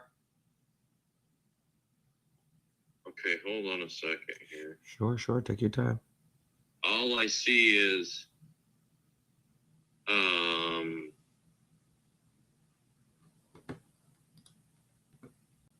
I see offered on January 16th. This offer expires on the seller last day signed January 17th. I think I'm at the end of all of this. Right. So right above the offer expired, you see that paragraph above that? Okay, okay, right. Okay, good. So this is the possession and post possession. I want to make sure you're clear. Okay, here we go. Yep, you with me. So this part here is an NA because you don't have a tenant in there. So you guys are occupying it. So we check box section B, okay? And this says if a seller is requesting post possession of the property other than the occupant. So basically you have until March 16th that we talked about, where the title company is going to hold $10,000 of your money. And they're going to release the rest of it to you, and you're going to hold 10,000 of it. And then, like I said, you have all the way up on or before March 16th. Okay. If you stay longer, then it starts costing you $1,000 a day. Okay. Okay. So, and if something comes up, just call me or let me know. Don't. This is a contract, okay? Just, Yes. cool. No. This is legal binding contract. Correct. I'll be out way before that. Exactly. And if you lose, anytime you lose sooner, they'll just send it to you. They'll wire the rest of the money, or they send another check for the rest of it. Okay.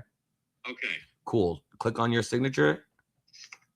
Okay. Let's see here. Let me go back and do this initial thing. Sure. Let's see. Did it take? Okay. So that did the initials there. Okay. So signature.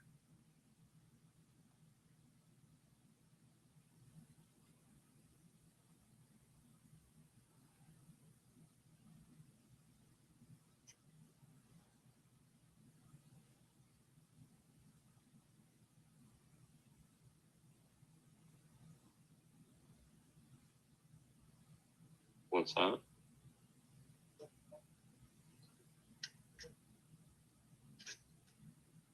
Right.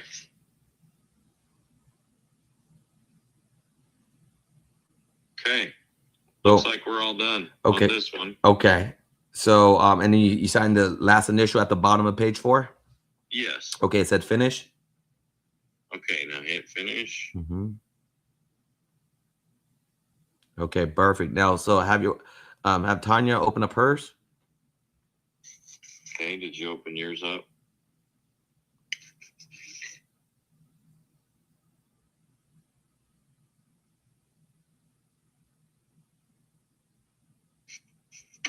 She's writing something down. Sure, no worries.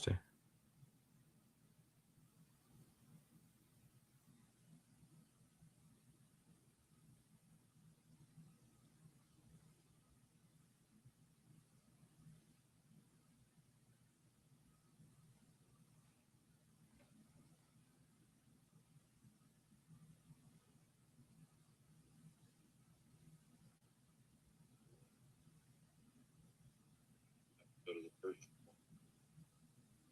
Yep, that's it.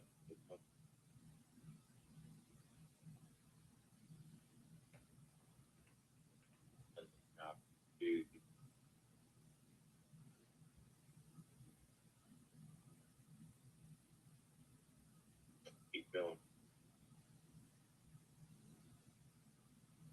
Okay, so go down to where it says initial. Click that off. Hit the little thing. Okay, there you go. Keep going down to where it says initial. You'll see a thing and say initial.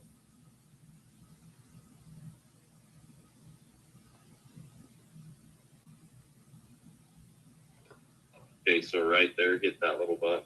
Hit that. Yeah, hit that. And then you have to. So I love it when one of the sellers coaches the other seller on how to sign the agreement for you, making it a lot easier. Cool. We're almost there, y'all. I know this is a crappy part of this. You have to wait in technology issues and how to open up the emails. So part of the game.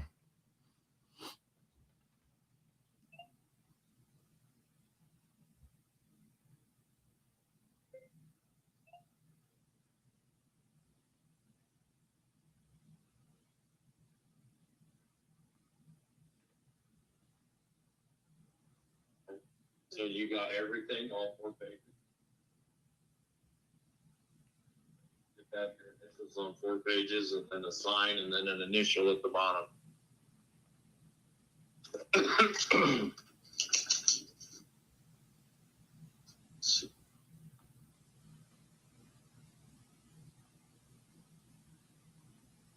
Okay, I'm pretty sure she has everything signed now. Okay, so when she clicks it, it should say final, like how you did finalize it. Finish. Finish. Boom! It just came in. I saw it. Okay, cool. She did it. She got it done. Good work.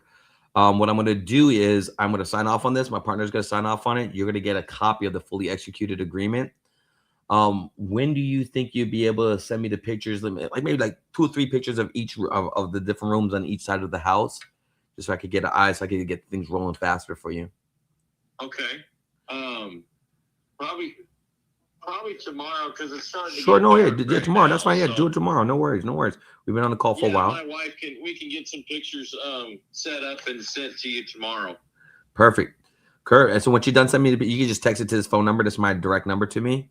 You just text this number and just text it to me. And once I get the pictures, we get things rolling. I'll get you set up with my transaction coordinator, so we can kind of get things rolling for that side. And then we'll start lining up our inspections and getting that all set up with you. We'll obviously call and communicate before sending anyone over. Make sure that works for you and your wife. And I really look forward to honoring basically earning my testimonial letter with you. Okay. Hey, I look forward to that too. That sounds great. Hey, no, and that remind time. Don't forget about my dinner credit either. All right. There you go. Don't forget about that one. That's for sure. Perfect. Hey, congratulations, you two. Hey, congratulations. Thank you. Thank you. Talk to you soon. Okay. Bye. Booyah.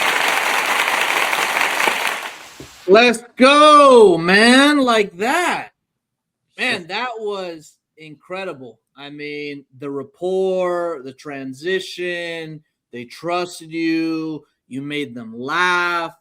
Like, that was great. I was trying to take a look at the comps there. I still think it's a great deal. I've never heard somebody say, "Oh, this is a village." I know what the hell that means. Pocahontas village? What type of village is this? What's going on over there? No, that was great, man. Walk us through that, because that was really smooth. The guy trusted you. Something I really liked is that you build a lot of rapport early, and that sometimes is underrated. Building rapport with people, especially in those sensitive topics with his brother and all that stuff.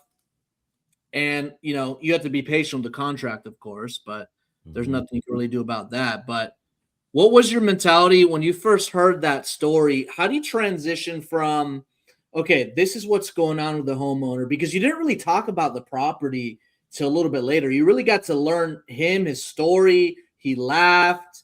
I mean, the dinner thing, the testimonial. I mean, this is all great stuff. Kind of how did you, is that something you always do, or how do you transition from that to the other thing? Yeah, like I said, I try to tell people when I help coach and whatnot that look to make a relationship, not an offer.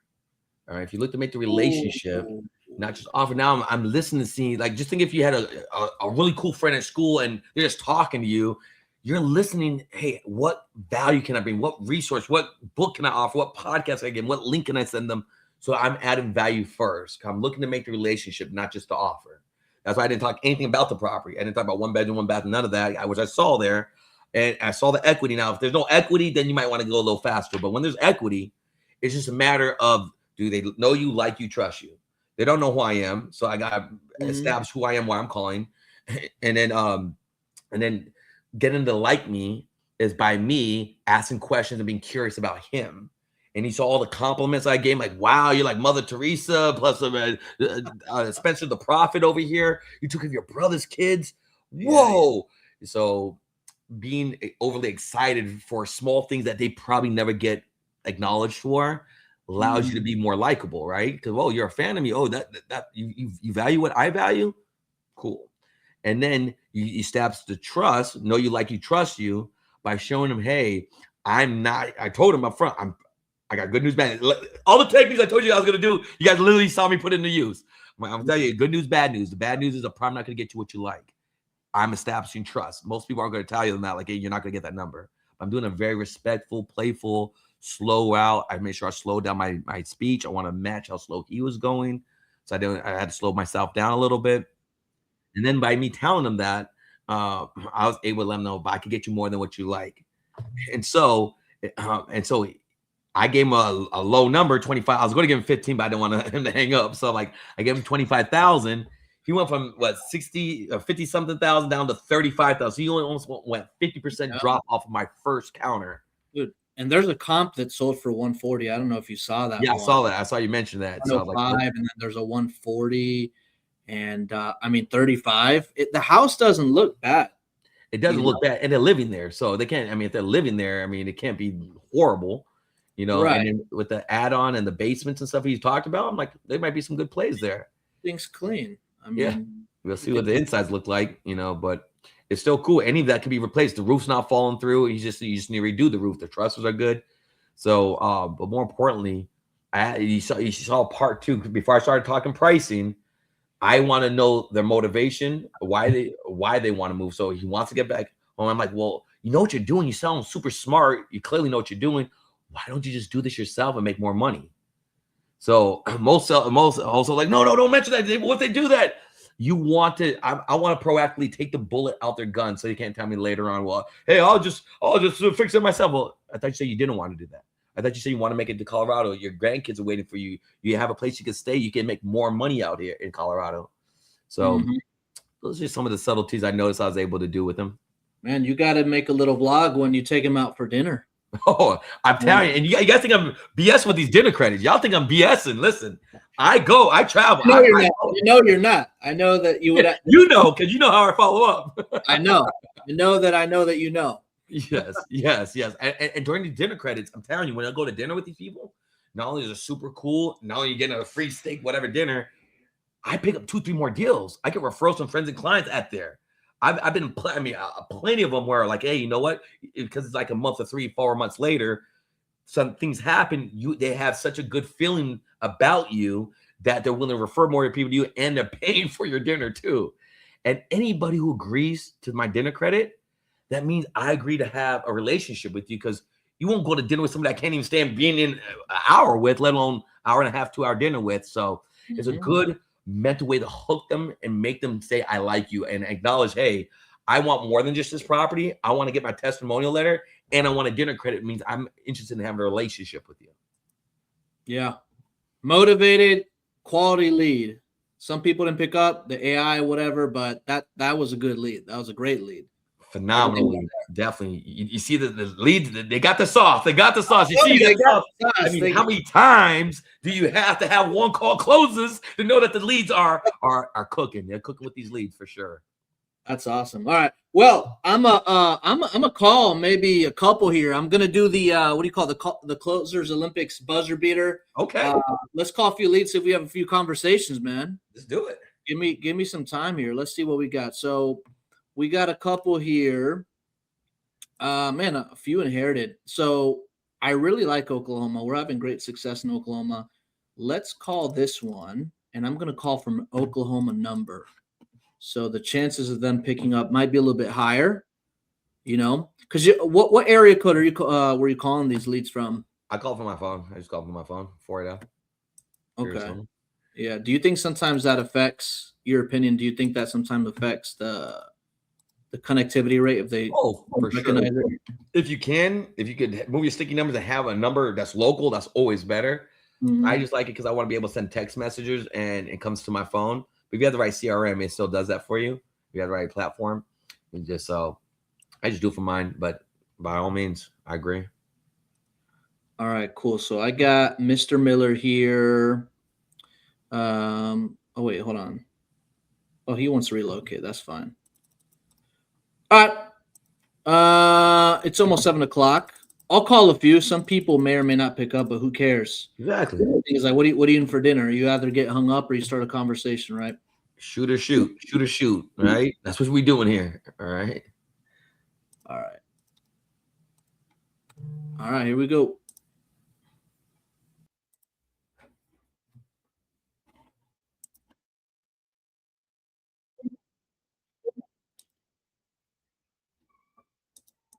Let's call this person right back. I'm glad that everybody got to see a signed contract. I mean, this is the second episode. And I want to see how long we can keep the streak alive.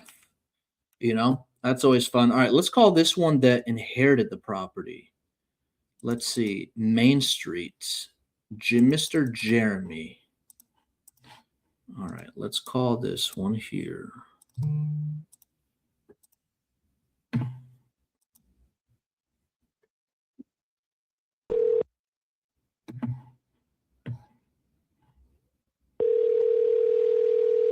The inherited one came in. Okay, let me refresh this here. Me.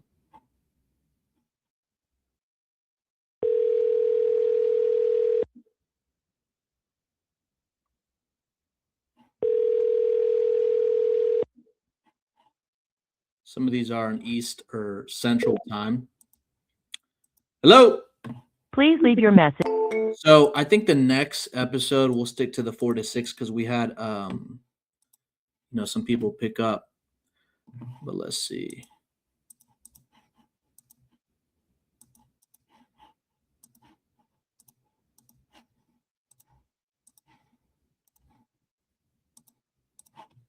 And then a new one came in here.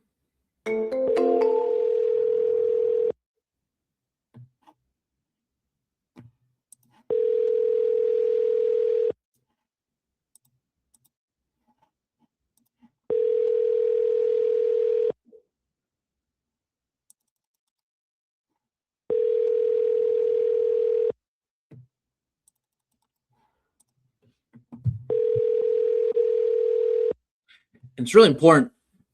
Once something that, hold on, hello?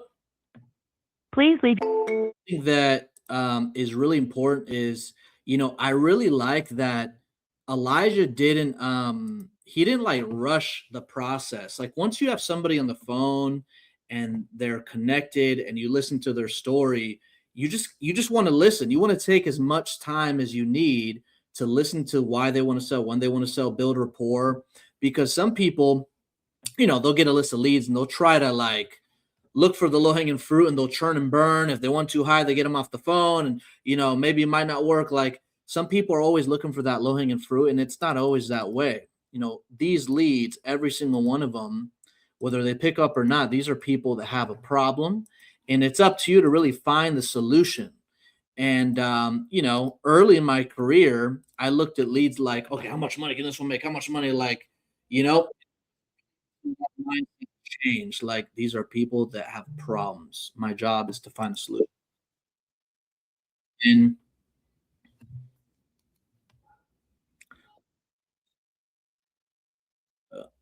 there's one that actually just came in from Lead House. I know that you guys paused the campaign or whatever, but let me try calling this one. It's always better to call the fresh one.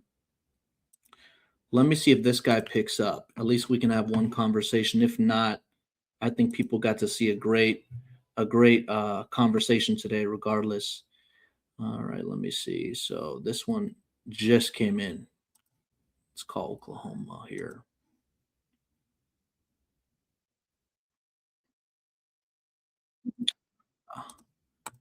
Might be on do not disturb. Let me double dial.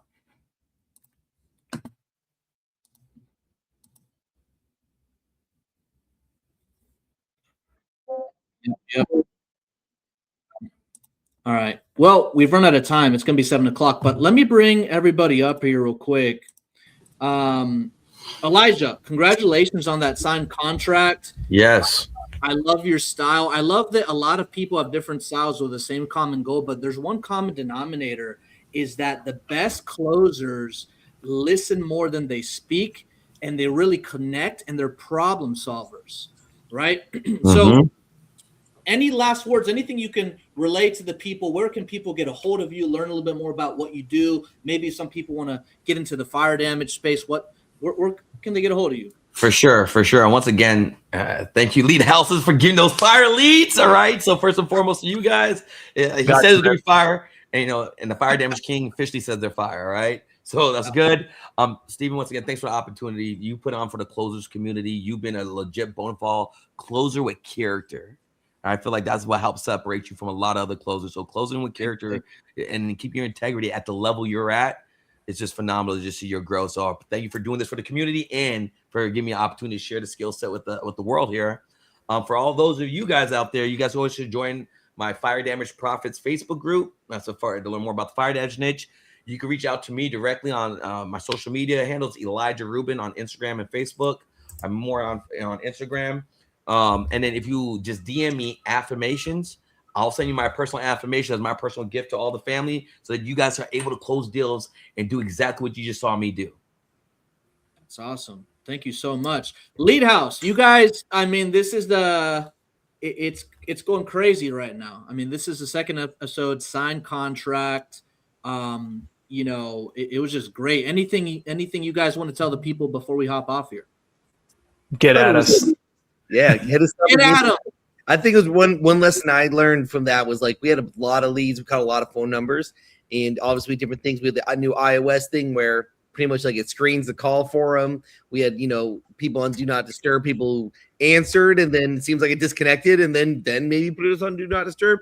But the one that answered, they just put that they needed to relocate. And we have a bunch of on here that say, family died, vacant land, inheritance, ran out of money, like all these. But the one that when you actually got to talk to them that seemed to be the most motivated didn't write the most motivated reason. They just said want relocate, right? Which is very broad. But it was like when you actually talked to them and got them on the phone, you realize that they had a really serious reason for needing to sell the house. And that's what we find is like you can't just judge the lead by what they put on the form. Sometimes it's like they seem like the most motivated person. You can't get a hold of them. Whoever picks up the phone and you ask what's going on with them, you find out what really is. So I think that point of listening is really, really important. That is super crucial. I love that you said that. Some people, they look at even the price. Sometimes people see a price. Oh, this isn't a deal. Like, how do you know they won't drop? What do you know their real motivation unless you speak with them? Some people pass up on the biggest deals because they judge it by the cover. But no, that's awesome. Well, hey guys, I had a lot of fun. Again, we're going to start doing this once a month. I think we're having a good time. Elijah, thanks again for taking your time to hop on here. Lead House, thank you so much for taking your time, providing us some leads. And for sure. Guys, hit them up. And guys, have a blessed weekend. Take care. Salute. See you guys.